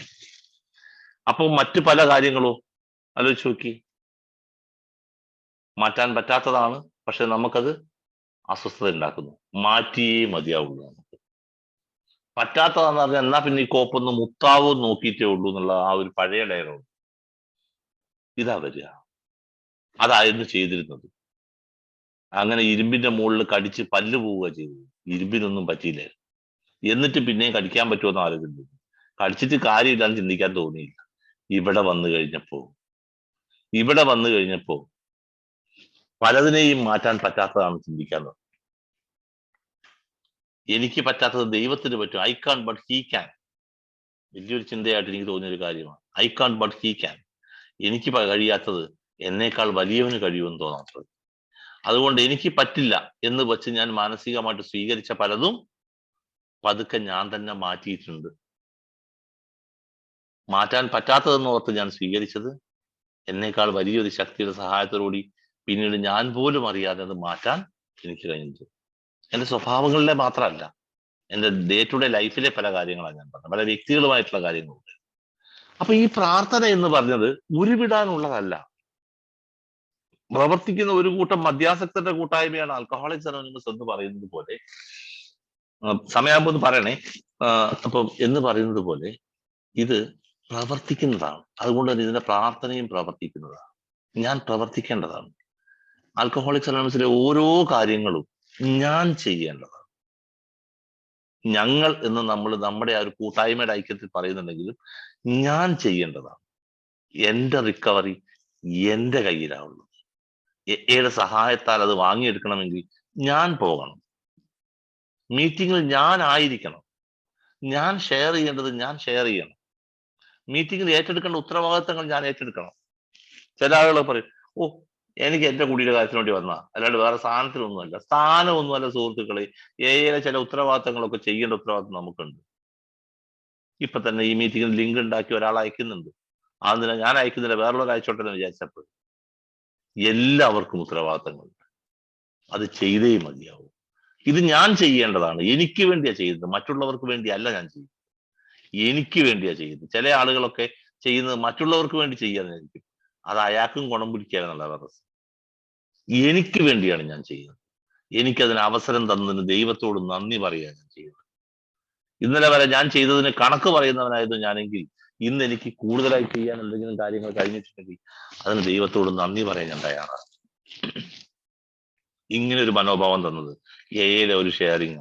ആൽക്കഹോളിക്സ് അനോണിമസിന്റെ കൂട്ടായ്മയിൽ നിന്ന് കിട്ടുന്ന നേട്ടത്തെ കുറിച്ച് ചോദിച്ചാൽ ഒരു ഉദാഹരണം കൂടെ പറഞ്ഞ് ഞാൻ അവസാനിപ്പിക്കാം. ഒരുപാടുണ്ട് എ ഗ്രൂപ്പിനെ കുറിച്ച് പറഞ്ഞാൽ. ഒരു വ്യക്തിയെ അടിമുടി മാറ്റാൻ നല്ലൊരേ കൂട്ടായ്മയ്ക്ക് കഴിയും. കൂട്ടായ്മ എന്ന് പറഞ്ഞാൽ ആരാ? നമ്മൾ തന്നെയാണ് കൂട്ടായ്മ. പലപ്പോഴും വന്ന ഒരു പുതുമക്കാരന് ഒരു സ്പോൺസറോ മറ്റോ ആവാതെ തന്നെ നമുക്ക് എന്ത് ചെയ്യാൻ പറ്റും? ഗ്രൂപ്പിലൂടെ സ്പോൺസറിങ് ചെയ്യാൻ പറ്റും. കാരണം അവന് മനസ്സിലാവുന്ന ഭാഷയിൽ കൊച്ചു കൊച്ചു അനുഭവങ്ങളെ നമ്മൾ ഓരോ ദിവസവും ബോധപൂർവം പങ്കുവെക്കുന്നതിലൂടെ, അവിടെയാണ് സർവീസ് ഓറിയന്റഡ് ആയ കുറെ ആളുകളുടെ പ്രസക്തി. ഗ്രൂപ്പിൽ വന്നിരിക്കുന്ന ആളെ മനസ്സിലാക്കിക്കൊണ്ട് തന്നെ നമുക്ക് എന്ത് ചെയ്യാൻ പറ്റും? നമ്മുടെ എക്സ്പീരിയൻസ് ഷെയർ ചെയ്യാൻ പറ്റും. നമുക്കതല്ലാണ്ട് വേറെ ഷെയർ ചെയ്യാൻ എക്സ്പീരിയൻസസ് ഉണ്ട്. പക്ഷെ ഇവിടെ ഇരിക്കുന്ന ആൾക്ക് ഏറ്റവും ഗുണപ്രദമാവും ഇതാണെന്ന് കരുതിക്കൊണ്ട് ഞാൻ എൻ്റെ എക്സ്പീരിയൻസ് അയാൾക്ക് വേണ്ടി കൂടി ഞാൻ കണക്ക് കൂട്ടിക്കൊണ്ട് ചെയ്യും. അത് അയാൾക്ക് ഗുണകരമായി മാറും. ശ്രദ്ധിച്ചു നോക്കിയാൽ നിങ്ങൾക്ക് കാണാം. അത് നിങ്ങളിൽ പലരും സീനിയേഴ്സ് ആയ ആളുകൾ അങ്ങനെ ചെയ്തിട്ടുണ്ടാകാം. നല്ല കാര്യം. അപ്പൊ ഞാൻ ഈ പറഞ്ഞത് എനിക്കുണ്ടായ ഒരു അനുഭവം ഞാൻ പറയാം. 2001 എൻ്റെ കണ്ടിന്യൂസ് സോബറൈറ്റി ആരംഭിക്കുന്നത്. 2000 ഞാൻ ഏഴ് എത്തുന്നത്. 2001 എൻ്റെ കണ്ടിന്യൂസ് സോബറൈറ്റി. 2001 ജൂലൈ 24. ഞാൻ ഇന്നാൾ ടോക്കൺ വാങ്ങിയപ്പോൾ ഷിബു എന്നെ വിളിച്ചിരുന്നു. എന്നോട് അന്ന് വരുന്നോ എന്നൊക്കെ ചോദിച്ചു. എനിക്ക് ചില സാങ്കേതിക കാരണങ്ങളും പിന്നെ ഞാൻ ഓൺലൈൻ മീറ്റിങ്ങിൽ ഇങ്ങനെ പോകാറില്ലാത്തതുകൊണ്ട് കൂടിയാണ് ഞാൻ അന്ന് അത് ഇല്ല എന്ന് പറഞ്ഞത്. അപ്പോ പിന്നെ ഇന്ന് എന്താ ചോദിക്കും? ഒന്നുമില്ല, ഞാൻ അത് പറഞ്ഞു കഴിഞ്ഞപ്പോൾ ഞാൻ ഓർത്തു നൈറ്റിൽ വരുന്നതുകൊണ്ട് കുഴപ്പമൊന്നുമില്ലായിരുന്നു. കാരണം ഇവിടുത്തെ മീറ്റിങ്ങുകളെ ബാധിക്കുന്നേ ഇല്ല. പിന്നെ ഇപ്പൊ അതിനുള്ള പ്രശ്നമില്ലല്ലോ എന്ന് ഞാൻ വിചാരിച്ചിരുന്നു. അത് പിന്നത്തെ കാര്യം. അപ്പൊ അന്ന് എൻ്റെ ആക്ച്വൽ ബർത്ത് ഡേറ്റ് അല്ല, ജൂലൈയിൽ കഴിഞ്ഞതാണ്. അപ്പൊ ടോക്കൺ വാങ്ങിയില്ല. കാരണം കോവിഡ് ഒക്കെ ആയിരുന്നു. അപ്പൊ ഏതെങ്കിലും ഗ്രൂപ്പ് മീറ്റിംഗ് തുടങ്ങിയിട്ട് ഒരു മീറ്റിംഗിൽ വൈകുന്നേരം മീറ്റിംഗിൽ ചെല്ലുമ്പോൾ ഒരു ടോക്കണുമായിട്ട് പോവുക. എന്നിട്ട് അവിടുത്തെ ഗ്രൂപ്പ് സെക്രട്ടറിയോട് അല്ലെങ്കിൽ ഗ്രൂപ്പിൽ ഉത്തരവാദപ്പെട്ടവരോട് ചോദിക്കുക, എനിക്കൊരു ടോക്കൺ ഇവിടുന്ന് തരാൻ പറ്റുമോ എന്ന് ചോദിക്കുക. അങ്ങനെ ഇങ്ങോട്ട് വാങ്ങാം എന്ന് വിചാരിച്ചിരുന്നു. ഞാനത് ഒരു ഫംഗ്ഷനിലൊന്നും അല്ലാതെ വാങ്ങണം എന്ന് വിചാരിച്ചിരുന്നതാണ്. എളിമകൊണ്ടൊന്നും അല്ലട്ടോ, അതും പറഞ്ഞുതരാം. പ്രത്യേക സാഹചര്യം. പിന്നെ എനിക്ക് ഞായറാഴ്ചകളിലൊന്നും ഞാൻ ഇവിടെ ഇല്ല. മിക്കവാറും പരിപാടികളിൽ എവിടെയെങ്കിലുമൊക്കെ ആയിരിക്കും. അതുകൊണ്ടൊക്കെ ആയിരുന്നു അങ്ങനെ വിചാരിച്ചിരുന്നത്. അപ്പാണ് ഞാൻ ചികിത്സ കഴിഞ്ഞ് ആ ഹോസ്പിറ്റലിൽ, അന്ന് അവിടെ ഞങ്ങൾ ഡോൺ ബോസ്കോ എന്ന് പറഞ്ഞ ഹൗസിലായിരുന്നു മീറ്റിംഗ് നടന്നുകൊണ്ടിരുന്നത് ആ കാലത്ത്. അത് കഴിഞ്ഞ് പിന്നെ ഇപ്പൊ ഡോൺ ബോസ്കോ ഹൗസിൽ ഞങ്ങൾക്ക് അന്ന് സപ്പോർട്ട് അച്ഛനില്ല. അപ്പൊ ഇപ്പൊ ഞങ്ങൾ ഹോസ്പിറ്റലിൽ തന്നെ മീറ്റിംഗ് നടക്കാറുണ്ട്. ഈ കൊറോണയായിട്ട് 2 വർഷമാണ് മീറ്റിംഗ് ഇല്ലായിരുന്നു. അപ്പോ ഡിസംബർ 26 അപ്പൊ എന്നെ ഒരു സിസ്റ്ററാണ് ചികിത്സിച്ച സിസ്റ്റർ എന്നെ വിളിച്ചിട്ട് പറഞ്ഞു, ബിനോയ് നമുക്ക് ഇവിടെ ഒരു മീറ്റിംഗ് തുടങ്ങാം, ബിനോയ് ഇന്നൊന്ന് വരുമോ, വൈകുന്നേരം ഒന്ന് വരുമോ എന്ന് വെച്ചു. ഞാൻ സിസ്റ്ററെ, ഞാനിന്ന് രാവിലെ 2 പരിപാടിയിലാണുള്ളത്. ഒന്ന് രാവിലെ എനിക്ക് കേരള ഇന്റർഗ്രൂപ്പിന്റെ ഒരു പരിപാടി ബാലുശ്ശേരിയിലുണ്ട്. അത് കഴിഞ്ഞ് ഉച്ച കഴിഞ്ഞ് കുന്നമംഗൽ ഇന്റർഗ്രൂപ്പിന്റെ വാർഷികമാണ്. അപ്പൊ അതിന് പോകണം. അപ്പൊ സിസ്റ്ററിന്റെ ടോണിൽ ഒരു ചെറിയ ഒരു എനിക്ക് ഫീൽ ചെയ്തു. സിസ്റ്ററെ എപ്പോഴാ പരിപാടി? ഞാൻ പറഞ്ഞു ഒരു 4 മണി കഴിയുമ്പോഴാണ്. ഞാൻ പറഞ്ഞു സിസ്റ്റർ, ഞാൻ എങ്ങനെയെങ്കിലും ഒരു 4:30 ആകുമ്പോഴേക്ക് എത്താവോ എന്ന് നോക്കട്ടെ. 3 മണിക്കാണ് കുന്നമംഗലത്തെ പരിപാടി. അപ്പൊ അത് കയറി ഉദ്ഘാടനം കഴിച്ച് ഞാൻ അവരോട് ചോദിച്ചിട്ട് ചാടി വരാമോ എന്ന് നോക്കട്ടെ എന്ന് പറഞ്ഞു. അങ്ങനെ 4:30 എന്ന് പറഞ്ഞ 4:30 കഴിഞ്ഞു ഞാൻ വരുമ്പോൾ. അപ്പൊ ഞാൻ അവിടുന്ന് പോരുക എന്ന് പറഞ്ഞപ്പോൾ അവിടെ തന്നെ മീറ്റിംഗിൽ ഉണ്ടായിരുന്ന പ്രമോദ്, അയാളും ഈ അഗസ്ത്യമൊഴി ചികിത്സ കഴിഞ്ഞ ആളാണ്. അവനൊരു സുഹൃത്ത് രാജേഷ്, ഇവർ രണ്ടുപേരും എൻ്റെ കൂടെ കാറിൽ കയറി ഞങ്ങൾ ഇവിടെ വന്നു. ഇവിടെ സിസ്റ്ററെ വിളിച്ച് കണ്ടപ്പോൾ ഒരാളും വന്നില്ല ബിനോയ്. സിസ്റ്റർ ഭയങ്കര സങ്കടത്തോടെ, ഒരാളും വന്നില്ല ബിനോയ് എന്ന് പറഞ്ഞു. അപ്പൊ എനിക്കൊരു വല്ലാത്ത വിഷമം. അപ്പൊ ഞാൻ ചോദിച്ചു, സിസ്റ്ററെ എനിക്ക് 9-ാം തീയതി ഇവിടുന്ന് ടോക്കൺ തന്നേക്കാവോ? നമുക്ക് അതായത് മീറ്റിംഗ് അന്നങ്ങ് ആരംഭിക്കാം. 2-ാം തീയതി ഞായറാഴ്ചയാണ്, പക്ഷെ ഞാനന്ന് രാജാക്കാണ്, അതുകൊണ്ട് പറ്റില്ല. അപ്പൊ 9-ാം തീയതി എനിക്ക് ഇവിടുന്ന് ടോക്കൺ തന്നേക്കാവോ? പെട്ടെന്ന് എടുത്ത് തീരുമാനം. കാരണം അന്ന് മീറ്റിംഗ് ആക്കാം നമുക്ക്. അപ്പൊ അന്ന് മീറ്റിങ്ങിനുള്ള ആളൊക്കെ ഉണ്ടാവുന്നു. അങ്ങനെയാണ് 9-ാം തീയതി ഞാൻ ടോക്കൺ വാങ്ങിയത് പെട്ടെന്ന്. അതാണ്. അപ്പോൾ തീർച്ചയായിട്ടും ആ സമയത്ത് വന്ന ഒരുപാട് ഈ പറഞ്ഞ തിരിച്ചറിവിലൊന്നാണ് ഞാൻ ഈ പറഞ്ഞ പ്രാർത്ഥനയെ കുറിച്ച് പറഞ്ഞത്. പ്രവർത്തിക്കേണ്ടത് തന്നെയാണ്. അസ്വസ്ഥതകളിൽ നിന്ന് മാറാൻ ആൽക്കഹോളിക്സ് അനോണിമസിന്റെ അത്രയും സഹായിക്കുന്ന വേറൊരു സംഭവമില്ല. കാരണം ആയിരിക്കുന്ന അവസ്ഥയോട് പൊരുത്തപ്പെടുക. എന്തായിരുന്നു ഏറ്റവും വലിയ പ്രശ്നം? ബുദ്ധൻ തന്നെ പറഞ്ഞ എന്താ? Desire is the cause of all sadness. എല്ലാ ദുഃഖത്തിന്റെയും കാരണം ആഗ്രഹങ്ങൾ. ഏറ്റവും വലിയ നിരാശ ഉണ്ടായത് എന്താ? നടക്കാത്തത് ആഗ്രഹിച്ചുകൊണ്ടാണ്. ഏഴ് വന്നപ്പോ എന്ത് കിട്ടി? നടക്കുന്നതിനെ കുറിച്ച് ആഗ്രഹിക്കാൻ. ആഗ്രഹിച്ചത് കിട്ടാത്തപ്പോ അത് എനിക്ക് ഈശ്വരൻ വിധിച്ചിട്ടുള്ളതല്ല എന്ന് ചിന്തിക്കാത്തത്. ഏറ്റവും വലിയ ഒരു പോസിറ്റീവായ ആസ്പെക്ട് അല്ലേ അത്? ആലോചിച്ച് നോക്കി. 3-ാമത്തെ പടി ദൈവത്തിന് ഏൽപ്പിച്ചു കൊടുത്താൽ ഞാൻ എൻ്റെ ജീവിതം, ഇനി അത് ദൈവം ചെയ്തോളൂ. അതിൽ അടങ്ങിയിരുന്നാ പോരാ, ദൈവം തരും. ഇപ്പൊ ഞാൻ ഇന്നൊരാളോട് പറഞ്ഞ ഉദാഹരണം പറയാം. തെങ്ങ് വെച്ചു. ഒരു തെങ്ങ് ഞാൻ കുഴിച്ചു വെച്ചിട്ടുണ്ടെങ്കിൽ അയലോക്കത്തെ തെങ്ങയിലൊക്കെ ഒരു 10 25 തേങ്ങ ഉണ്ടാകുമ്പോൾ ദൈവത്തിന് വേണം എന്റെ തെങ്ങ ഒരു 100 തേങ്ങ ഉണ്ടായി. എന്നെ സഹായിക്കാൻ വേണ്ടി, എന്റെ ബാധ്യതകൾ തീർക്കാൻ വേണ്ടി ദൈവത്തിനോട് ഒരു 100 തെങ്ങ് എന്റെ തെങ്ങിന് ഉണ്ടാക്കി തരാം. തെങ്ങ് എനിക്കില്ലെങ്കിലോ എന്ത് ചെയ്യാൻ പറ്റും? അപ്പൊ തെങ്ങ് ഞാൻ വെക്കണം. മൂന്നാമത്തെ പടിയിൽ ഞാൻ ദൈവത്തിന് വിട്ടുകൊടുത്തതാണെങ്കിൽ ഞാൻ എന്റെ ഉത്തരവാദിത്തങ്ങൾ ഓരോന്നും ചെയ്തുകൊണ്ടേയിരിക്കണം. അത് ചെയ്തുകൊണ്ടിരിക്കുമ്പോൾ അവിടെയാണ് നമ്മൾ ദൈവഹിതം മനസ്സിലാക്കുക എന്ന് പറയുന്നത്. നമ്മൾ അറിയാതെ സംഭവിക്കുന്ന ഒന്നുണ്ട്. നമുക്ക് മാനസികമായി വരുന്ന പക്വത, ദൈവത്തിന്റെ ഭാഷ കേട്ടാൽ മനസ്സിലാവുന്ന ഒരു മാനസികാവസ്ഥയിലേക്ക് നമ്മൾ എത്തും. എങ്ങനെ? പടികളിലൂടെ സഞ്ചരിക്കുന്നു. അപ്പൊ ദൈവം തന്നെ നമ്മുടെ ഉള്ളിൽ നമുക്ക് ഇൻഡ്യൂഷനായിട്ട് തരും ചില കാര്യങ്ങൾ. അത് ചെയ്യുമ്പോൾ നമ്മൾ പോലും വിചാരിക്കാത്ത റിസൾട്ടുകൾ വരാൻ തുടങ്ങും. അത്ഭുതങ്ങൾ സംഭവിക്കുന്ന കൂട്ടായ്മ, അത്ഭുതങ്ങൾ സംഭവിക്കുന്ന കൂട്ടായ്മ. ഈ അത്ഭുതങ്ങൾ ഇങ്ങനെയാണ് ഉണ്ടാവുന്നത്. ഞാൻ പറഞ്ഞു വന്നത്, ഞാൻ അങ്ങനെ 2001 വന്നു. 2002 മുതൽ എയുടെ സർവീസിലെത്തി. ഞാൻ ഒരു IGR ആയിട്ടാണ് ആദ്യം പോകുന്നത്. കോഴിക്കോട് സുരക്ഷ ഹോസ്പിറ്റലിലാണ് അന്ന്. കേരള ഇന്റർഗ്രൂപ്പ് എന്ന് പറഞ്ഞ ഒരു ഇന്റർഗ്രൂപ്പ് മാത്രമേ കേരളത്തിൽ. അപ്പൊ അന്ന് സുരക്ഷ ഹോസ്പിറ്റലിലാണ് മീറ്റിംഗ് നടക്കുന്നത്. സണ്ണി അന്ന് ചെയർമാൻ ആയിട്ടുണ്ട് എന്നാണ് എന്റെ വിശ്വാസം. PI ചെയർമാൻ അല്ല, ചെയർമാൻ അന്ന് ആദ്യം PI ചെയർമാൻ ആയിരുന്നു കേരള ഇന്റർഗ്രൂപ്പിൽ, അതിനുശേഷം ചെയർമാൻ ആയിരുന്നു. എന്റെ ഓർമ്മ ചെയർമാൻ തന്നെയാണ്. അങ്ങനെ ചെയർമാൻ ആയിട്ട് തോന്നുന്നു. അത് 2 വർഷം കഴിഞ്ഞിട്ടാണെന്ന് ഓർക്കുന്നില്ല. എന്തായാലും ഞങ്ങൾ രണ്ടും കൂടിയാണ് പോവുക. അവിടെ വെച്ച് എന്റെ ഓർമ്മ വാസുവേട്ടനല്ല വെങ്കിട്ടാണെന്ന് എന്റെ ഓർമ്മ. ഒരു ഷെയർ ചെയ്തു, അത് വാസുവേട്ടനോ ആരോ ഒരാളാണ് ഒരു ഷെയർ ചെയ്തു. മീറ്റിംഗ് കഴിഞ്ഞു. മുകളിലെ ഇന്റർഗ്രൂപ്പിന്റെ മീറ്റിംഗ് കഴിഞ്ഞപ്പോൾ സുരക്ഷ ടെറസിൽ നിങ്ങൾ വർത്താനം പറയാം. അപ്പൊ ഇവരെയൊക്കെ അന്ന് കാണുന്നത് വലിയ നിധി കിട്ടിയ പോലെയാ, വലിയ നിധി കിട്ടിയ പോലെയാ. കാരണം ഇവരുടെ വായിന്നൊക്കെ ഉള്ള വർത്താനങ്ങൾ കേൾക്കുന്നത്, അതുമല്ല വളരെ റെസ്പെക്ട്ഫുൾ പേഴ്സൺസ് ആണ്. കാരണം അവരുടെ സ്വഭാവവും അവരുടെ പെരുമാറ്റവും ആ മോനെ എന്നുള്ള വിളിയൊക്കെ ഒരുപാട് സുഖം തരുന്നതായിരുന്നു. അവരോട് ഇങ്ങനെ മുട്ടിച്ചേർന്ന് നിൽക്കുമ്പോൾ ഈ പൂച്ച കുഞ്ഞുങ്ങളൊക്കെ രാത്രി കിടക്കുമ്പോൾ പുതപ്പിന്റെ ഉള്ളിൽ വന്ന് നമ്മുടെ വയറിനോട് ചേർന്ന് കിടക്കുന്നത് പോലെ തന്നെ അവരടുത്ത് നിൽക്കുമ്പോൾ കിട്ടുന്ന ആ ഒരു ഒരു വല്ലാത്തൊരു ഒരു കൺസേൺ നന്നായിട്ട് അനുഭവിച്ചിട്ടുണ്ട് ഞാനത്. എനിക്ക് അനുഭവിക്കാനുള്ള യോഗം കിട്ടിയിട്ടുണ്ട് പല സീനിയേഴ്സിൽ നിന്നും. അപ്പൊ ഇങ്ങനെ നിൽക്കുമ്പോൾ പറഞ്ഞു, ഞാന് ആദ്യമായിട്ട് ഡെലിഗേറ്റ് ആയപ്പോഴാണോ ക്ലാസ് ബി ടെസ്റ്റ് ആയപ്പോഴാണ്, ഞാനല്ല ഈ പറയുന്ന കക്ഷി, ഓർക്കുന്നില്ല. ഏതായാലും കോൺഫറൻസിന് പോവുക. പണ്ട് കോൺഫറൻസിൽ എല്ലാവർക്കും പോകാമായിരുന്നു. കാരണം കോൺഫറൻസ് ഇന്ത്യയുടെ പല ഭാഗങ്ങളിൽ വെച്ചിട്ടായിരുന്നു ഉണ്ടായിരുന്നത്. അപ്പോൾ കോൺഫറൻസ് ഡെലിഗേറ്റിനും പോകാം, മറ്റുള്ളവർക്കും പോകാം. പക്ഷെ ഡെലിഗേറ്റ്സിന് വോട്ട് ചെയ്യാൻ പാടുന്നൊക്കെയുള്ള പ്രശ്നങ്ങൾ പറയും. ഞാൻ അതിലേക്ക് കൂടുതൽ കടക്കുന്നില്ല. അങ്ങനെ ആദ്യം ഞാൻ ഇങ്ങനെ കോൺഫറൻസ് മെമ്പറായി. കോൺഫറൻസിൽ ആദ്യത്തെ വർഷം പോയി.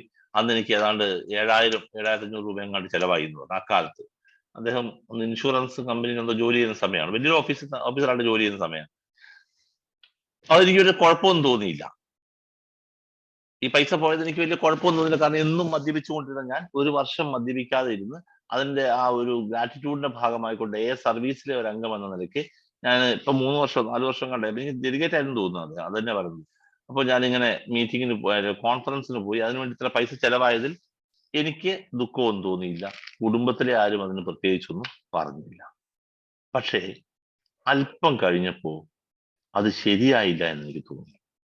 കാരണം ഞാൻ ചെലവാക്കിയ പണം എനിക്ക് മാത്രം അവകാശപ്പെട്ടതല്ല. എനിക്ക് മാത്രം അവകാശപ്പെട്ടതല്ല.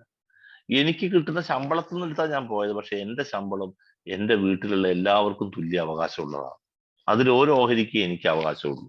അതുകൊണ്ട് എന്റെ അടുത്ത് എന്റെ എല്ലാ കാര്യങ്ങളും കഴിഞ്ഞ് ബാക്കിയുള്ളത് വീട്ടിൽ കൊടുക്കുകയല്ല.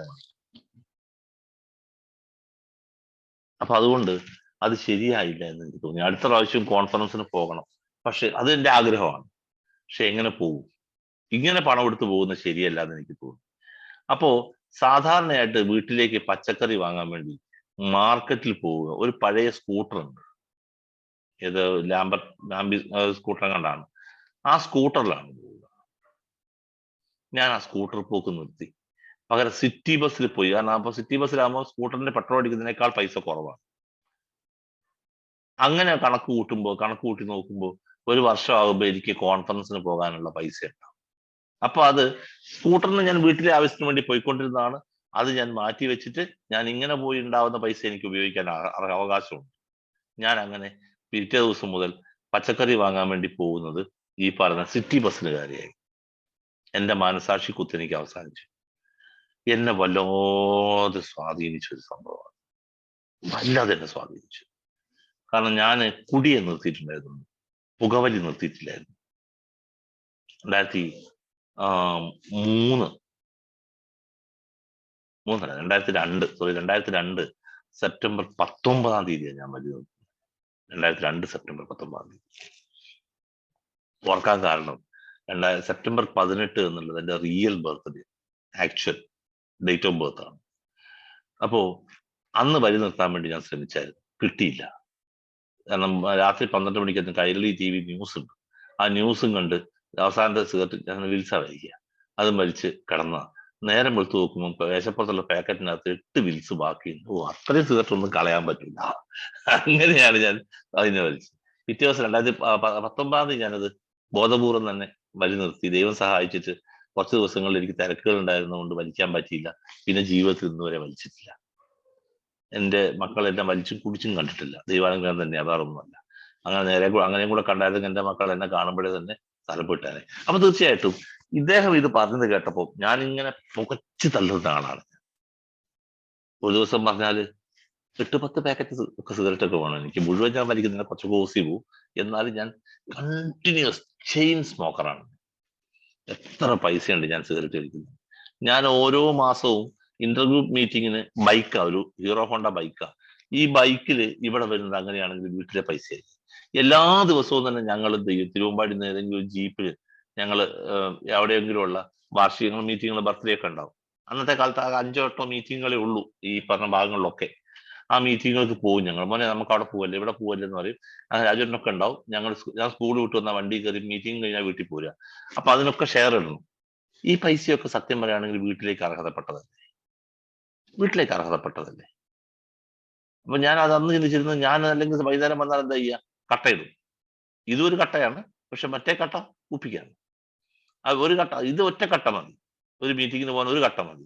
മറ്റേത് ഒരു കട്ട കഴിഞ്ഞ് മറ്റേ പാർട്ട്ണർ കട്ട നിർത്തിപ്പോവും, അടുത്ത പാർട്ട്ണർ തപ്പി അടുത്ത കട്ടയാണ്.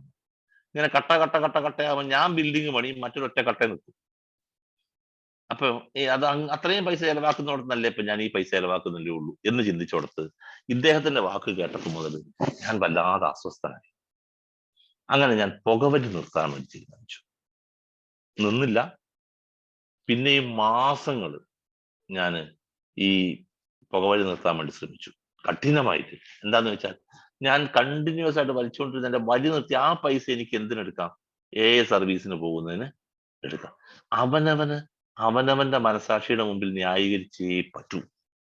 ന്യായീകരിക്കാതിരിക്കാൻ പറ്റില്ല. എന്ത് പറഞ്ഞാലും മറ്റുള്ളവരുടെ മുമ്പിൽ എന്ത് ന്യായീകരിച്ച് വെച്ചാലും ശരി, സ്വന്തം മനസാക്ഷി അത് അംഗീകരിക്കുക. സ്വന്തം മനസാക്ഷിക്ക് അംഗീകരിക്കത്തക്ക രീതിയിൽ. അതുകൊണ്ടാണ് സെൽഫ് ഹോണസ്റ്റി എന്ന വാക്ക് ഉപയോഗിച്ചത്. സെൽഫ് ഹോണസ്റ്റി എന്ന വാക്ക് ഉപയോഗിച്ചത് അതുകൊണ്ടാണ്, ബോധപൂർവമാണ്. നിങ്ങൾക്ക് ശരിയാണെന്ന് ഉത്തമ ബോധ്യമുണ്ട്, ലോകം മുഴുവൻ എതിർത്താൽ നിങ്ങൾ ചെയ്യാനാണ് ഞാൻ പറയുക. നിങ്ങൾക്ക് തെറ്റാണെന്ന് എപ്പോ തോന്നുന്നു അപ്പൊ നിങ്ങൾ പരിഹാരം ചെയ്യും. അത് തന്നെയാണ് ശരി എന്ന് വിശ്വസിക്കുന്ന ആളാണ് ഞാൻ. എന്റെ ധാരണകളാണ്, നിങ്ങൾ അങ്ങനെ വിശ്വസിച്ചോളണമെന്നില്ല. ഏതാണെങ്കിലും ഞാൻ അങ്ങനെ ആ അസ്വസ്ഥത മനസ്സിൽ കൊണ്ടുവെക്കാൻ നോക്കും. ആ അസ്വസ്ഥതയാണ് 18 വർഷമായിട്ട് പുകവലിയിൽ നിന്ന് ഞാൻ മാറി നിൽക്കാൻ കാരണം. എനിക്ക് പരിപാടിക്ക് പോകണം, ഞാൻ ഇഷ്ടപ്പെടുന്നു. പല സ്ഥലങ്ങളിൽ പോവുകയും പല ആളുകളെ കാണുകയും അവരുമായിട്ട് മിങ്കിൾ ചെയ്യുകയും ആ യാത്രയും ആ ഷെയറിങ്ങുകളും ഒക്കെ ഞാൻ ഇഷ്ടപ്പെടുന്നു. പക്ഷെ അത് എങ്ങനെയാവരുത്, മറ്റുള്ളവർക്ക് അവകാശപ്പെട്ടതും എടുത്തുകൊണ്ടാവരുത്. ഞാനാണ് ഒരു ഏണിംഗ് മെമ്പർ, ഞാൻ ഒറ്റൊരാളെ ഏണിംഗ് മെമ്പർ ഉണ്ട്. അപ്പൊ എനിക്ക് കിട്ടുന്ന 1 രൂപയ്ക്ക് 25 പൈസയ്ക്ക് ഓരോരുത്തർക്കും അവകാശമുണ്ട്. എനിക്കും 25 അവകാശമുണ്ട്. ഇത് അത്രയും സീനിയറായ അദ്ദേഹം പറഞ്ഞപ്പോ എന്റെ ഹൃദയത്തിന്റെ ഉള്ളിലാണ് അത് പതിച്ചത്. അതേസമയം ഒരു ധ്യാനഗുരുവോ ഒരച്ഛനോ ഒരു സന്യാസിയോ പറഞ്ഞാൽ എനിക്കിത് കേറില്ല, എനിക്ക് ഉറപ്പാ. അപ്പൊ പിന്നെ കോപ്പല്ലേ എന്ന് ഞാൻ ചിന്തിക്കുള്ളൂ. പക്ഷെ ഇദ്ദേഹം പറഞ്ഞപ്പോ, ഇദ്ദേഹം എന്നോടല്ല പറഞ്ഞത്, അദ്ദേഹം ചെയ്തൊരു കാര്യം പറഞ്ഞതാ, ഞാൻ എൻ്റെ ജീവിതത്തിൽ പ്രാവർത്തികമാക്കി. ഇതുപോലെ ആൽക്കഹോളിക്സ് അനോണിമസിന്റെ മീറ്റിങ്ങുകളിൽ നമ്മൾ ചെയ്ത കാര്യങ്ങൾ, നല്ല കാര്യങ്ങൾ, നമുക്ക് ഉപകാരപ്രദമായ കാര്യങ്ങൾ ഷെയർ ചെയ്യപ്പെടുമ്പോൾ അത് മറ്റു പലരുടെയും ജീവിതത്തിന്റെ വഴിത്തിരിവിന് കാരണമായി മാറും. റിലാപ്സ് ആയ ഒരാള്, എനിക്ക് റിലാപ്സ് ആവാനുള്ള കാരണം ഞാൻ ഒരുപാട് ആളുകൾ പറഞ്ഞ് ഞാൻ കേട്ടതാണ്. കുറച്ച് നാളുകളായിട്ട് ഞാൻ മീറ്റിങ്ങുകളിൽ അറ്റൻഡ് ചെയ്യാറേ ഇല്ലായിരുന്നു. ആരെങ്കിലും നിർബന്ധിച്ചാൽ ചിലപ്പോൾ ഒരു മീറ്റിങ്ങിന് മനസ്സോടെയായിരുന്നു പോകാറ് എന്നൊക്കെ പറയുന്ന ഒരുപാട് സംഭവങ്ങൾ എനിക്ക് ഓർമ്മയുണ്ട്. റിലാപ്സ് ആയ 99% ആളുകളും ഫിസിക്കൽ റിലാക്സ് ആവാൻ കാരണം മീറ്റിങ്ങുകൾ അറ്റൻഡ് ചെയ്യാണ്ട് പോയത്. മീറ്റിങ്ങുകൾക്ക് സ്ഥിരമായി പോയിരുന്ന ചില ഇമോഷണൽ പ്രശ്നം കൊണ്ട് റിലാക്സ് ആയ ആൾക്കാരില്ല, ഞാൻ പറയുന്നില്ല. 95% മുകളിൽ ആളുകളും മീറ്റിങ്ങുകൾ ഉപേക്ഷിച്ചതുകൊണ്ട്. എന്താ മീറ്റിംഗ് ഉപേക്ഷിച്ചാൽ വരുന്ന പ്രത്യേകത? ഐ ആം ആൻ ആൽക്കഹോളിക് എന്നുള്ള ആ ധാരണ മറന്നുപോകും. കൂട്ടായ്മയിൽ മാത്രം കണ്ടൊരു പ്രത്യേകത. എന്താ പ്രത്യേകത? കൂട്ടായ്മയിൽ കുറെ കാലം വരാനിരുന്ന അയാളെ മറന്നുപോകും. 1ാം ക്ലാസ്സിൽ കൂടെ പഠിച്ചവരെ ഞാൻ ഇപ്പോഴും ഓർക്കുന്നു. 57 വയസ്സായി. 52 വർഷം മുമ്പ് പഠിച്ചവരെ എനിക്ക് ഓർമ്മയുണ്ട്. പക്ഷേ ഞാൻ തിരുവമ്പാടി ധന്യ ഗ്രൂപ്പിൽ 2000 വന്നപ്പോൾ അന്നുള്ള ചില ആൾക്കാർ ഞാൻ ഓർക്കുന്നില്ല. കാരണം അവർ നേരില്ല. ഞാൻ മറന്നുപോയി എന്ന് പറഞ്ഞതുപോലെ ആഴത്തിൽ പതിഞ്ഞ ഓർമ്മകളെ, ഞാനൊരു മദ്യാസക്തനാണെന്ന് എൻ്റെ ഓർമ്മയെ എന്നും സജീവമാക്കി നിലനിർത്തുന്നത് കൂട്ടായ്മയിലായിരിക്കുന്നു. അവിടെ മാത്രമേ ഞാനൊരു മദ്യാസക്തനാണെന്ന് പറയുന്നുള്ളൂ. രണ്ടാമത്, എൻ്റെ സ്വഭാവത്തെ ഞാൻ നന്നാക്കുന്നത് മുഖത്ത് തേക്കാൻ ഇന്ന ക്രീം തേച്ചിട്ട് ഇന്ന പോലെ ചെയ്താൽ മതി എന്നുള്ള മറ്റേ ആൾ ചെയ്ത കഥ കേൾക്കുമ്പോൾ ഞാൻ സ്വയം ചെയ്യുന്നത് പോലെ ഇന്ന സ്റ്റെപ്പുകളിലൂടെ പോകുമ്പോൾ ഇന്ന ഭാവങ്ങൾ, ഇന്ന അനുഭവങ്ങൾ എനിക്ക് ഉണ്ടായിട്ടുണ്ട് എന്ന് കേൾക്കുമ്പോൾ ഞാനും അത് പതുക്കെ എൻ്റെ ജീവിതത്തിൽ ചെയ്യാൻ തുടങ്ങും. മീറ്റിങ്ങിന് പോയില്ലെങ്കിൽ റിലാപ്സ് സംഭവിക്കുമെന്ന് കേൾക്കുമ്പോൾ ഞാനും പതുക്കെ മീറ്റിങ്ങുകൾ മുടക്കാതിരിക്കാൻ, മീറ്റിങ്ങിന് പോകണ്ടെന്ന് കേൾക്കണം, പിന്നെയും മീറ്റിങ്ങുകൾ കൂടുതൽ പോയി. ഇങ്ങനെ ഒരു വ്യക്തിയുടെ സമൂലമായ മാറ്റത്തിൽ അയാളെ ഏറ്റവും സഹായിക്കുന്നത് ആൽക്കഹോളിക്സ് അനോണിമസിന്റെ ഗ്രൂപ്പാണ്. എന്ന് പറയുന്ന ഈ വലിയ കൂട്ടായ്മയിലെ ഏറ്റവും നല്ല സേവകന്മാരെ തരുന്നത് ഗ്രൂപ്പാണ്. ഗ്രൂപ്പ് മീറ്റിംഗിൽ സേവനത്തിന്റെ പ്രസക്തി നമ്മൾ പറയണം. വെറുപ്പിച്ചുകൊണ്ടല്ല പറയേണ്ടത്. എനിക്ക് ഈ സേവന രംഗത്ത് നിൽക്കാൻ കഴിഞ്ഞതുകൊണ്ട് എൻ്റെ സുബോധാവസ്ഥയ്ക്ക് കിട്ടിയ നേട്ടങ്ങൾ പറയുമ്പോൾ അവിടെ ഇരിക്കുന്ന പുതുമക്കാരായ ആളുകൾക്കും അത് ആകർഷകമാകും. കോൺട്രിബ്യൂഷന്റെ 7th ട്രഡീഷന്റെ പ്രത്യേകത നമ്മൾ പറയണം. അതും നമ്മൾ ഇരിക്കുന്ന ആളെ അസ്വസ്ഥനായി ഒരു തരം പിരിവുകളും ഇല്ല എന്ന് പറയും, ഇവിടെ കോൺട്രിബ്യൂഷൻ തന്നെയാണോ എന്ന് വിചാരിക്കുന്നത്. ഇതിന്റെ ആവശ്യകത എന്താണെന്ന് പറയാം. 12 സ്റ്റെപ്പ് നടത്തേണ്ടതിന്റെ ആവശ്യകത നമ്മൾ പറയണം. നമ്മൾ രക്ഷപ്പെട്ടതുപോലെ ഇപ്പോഴും കഷ്ടപ്പെടുന്ന സ്റ്റിൽ സഫറിങ് ആൽക്കഹോളിക്സിന്റെ അടുത്തേക്ക് ഈ സന്ദേശം എത്തിച്ചു കൊടുക്കുക. അത് രക്ഷിക്കലല്ല, ഈ സന്ദേശം എത്തിച്ചു കൊടുക്കുക എന്ന നമ്മുടെ ദൗത്യം എത്രത്തോളം പ്രധാനമാണ്. നാളെയും നിലനിൽക്കണമെങ്കിൽ ഞാൻ പ്രവർത്തിച്ചു കൊണ്ടേയിരിക്കണം. Keep coming back. It works if you work it works. Condition ക്ലോസിലാണ് നിൽക്കുന്നത്. It works. അത് പ്രവർത്തിക്കും. എങ്ങനെ? If you work it. നിങ്ങൾ പ്രവർത്തിക്കുകയാണെങ്കിൽ. അപ്പൊ അതിന്റെ ആവശ്യകത പറയണം.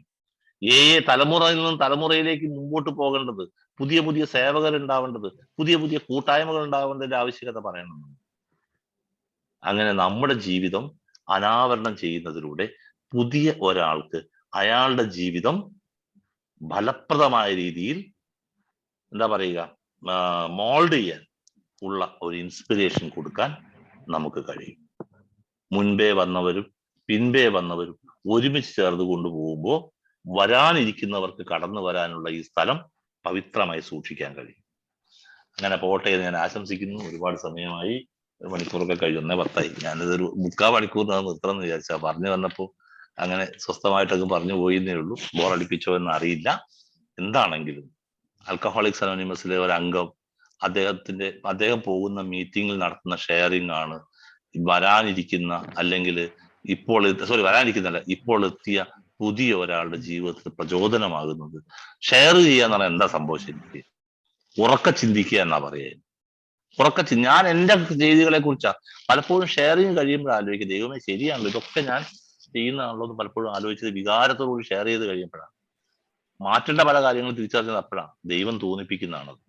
അതുകൊണ്ട് കഴിവതും മീറ്റിങ്ങുകൾ മുടക്കാതിരിക്കട്ടെ. മറ്റുള്ളവരെ കൂടെ പരിഗണിച്ചുകൊണ്ട് നമുക്ക് ഷെയർ ചെയ്യാൻ കഴിയട്ടെ. നമ്മുടെ ഇന്നലകളെ വിളിച്ചു പറഞ്ഞതിന് പകരം ഇന്നത്തെ നമ്മുടെ അവസ്ഥ, ഇന്നലത്തെ ഒരു അവസ്ഥ എല്ലാവർക്കും അറിയാം, ഇന്നത്തെ അവസ്ഥയിലേക്ക് നമുക്ക് എത്താൻ ആൽക്കഹോളിക്സ് അനോണിമസിന്റെ കൂട്ടായ്മയും അതിന്റെ പടികളും ഈ ജീവിത രീതിയും ഈ സൗഹൃദങ്ങളും ഈ ലിറ്ററേച്ചറും ഒക്കെ എത്രത്തോളം സഹായിച്ചു എന്ന് പറയുന്നതിലൂടെ മറ്റുള്ളവർക്കും വളർന്നു വരാൻ, നമ്മളെപ്പോലെ എന്ന് ഞാൻ പറയുകയില്ല, നമ്മളെക്കാളൊക്കെ എത്രയോ മുകളിൽ അവർക്ക് വളർന്നു വരാനുള്ള അവസരം ഉണ്ടാവട്ടെ. അതിന് ഏറ്റവും നന്നായി പ്രവർത്തിക്കുന്ന ആളുകളാണ് ഈ കൂട്ടായ്മയിലുള്ളതെന്ന് എനിക്കറിയാം. കാരണം മറ്റൊരാൾക്ക് സന്ദേശം കൊടുക്കുന്നതിൽ ഏറെ ആനന്ദം കണ്ടെത്തുന്ന സുഹൃത്തുക്കൾ ഇതിൻ്റെ അകത്തുണ്ട്. എനിക്കറിയാം, ഞാൻ പേര് പറയുന്നില്ല, പേര് പറഞ്ഞാൽ നിങ്ങൾക്കും അറിയാം, കുഴപ്പമില്ല. അപ്പൊ എല്ലാവരെയും എല്ലാവിധ അനുമോദനങ്ങളും അർപ്പിക്കുന്നു. പുതിയ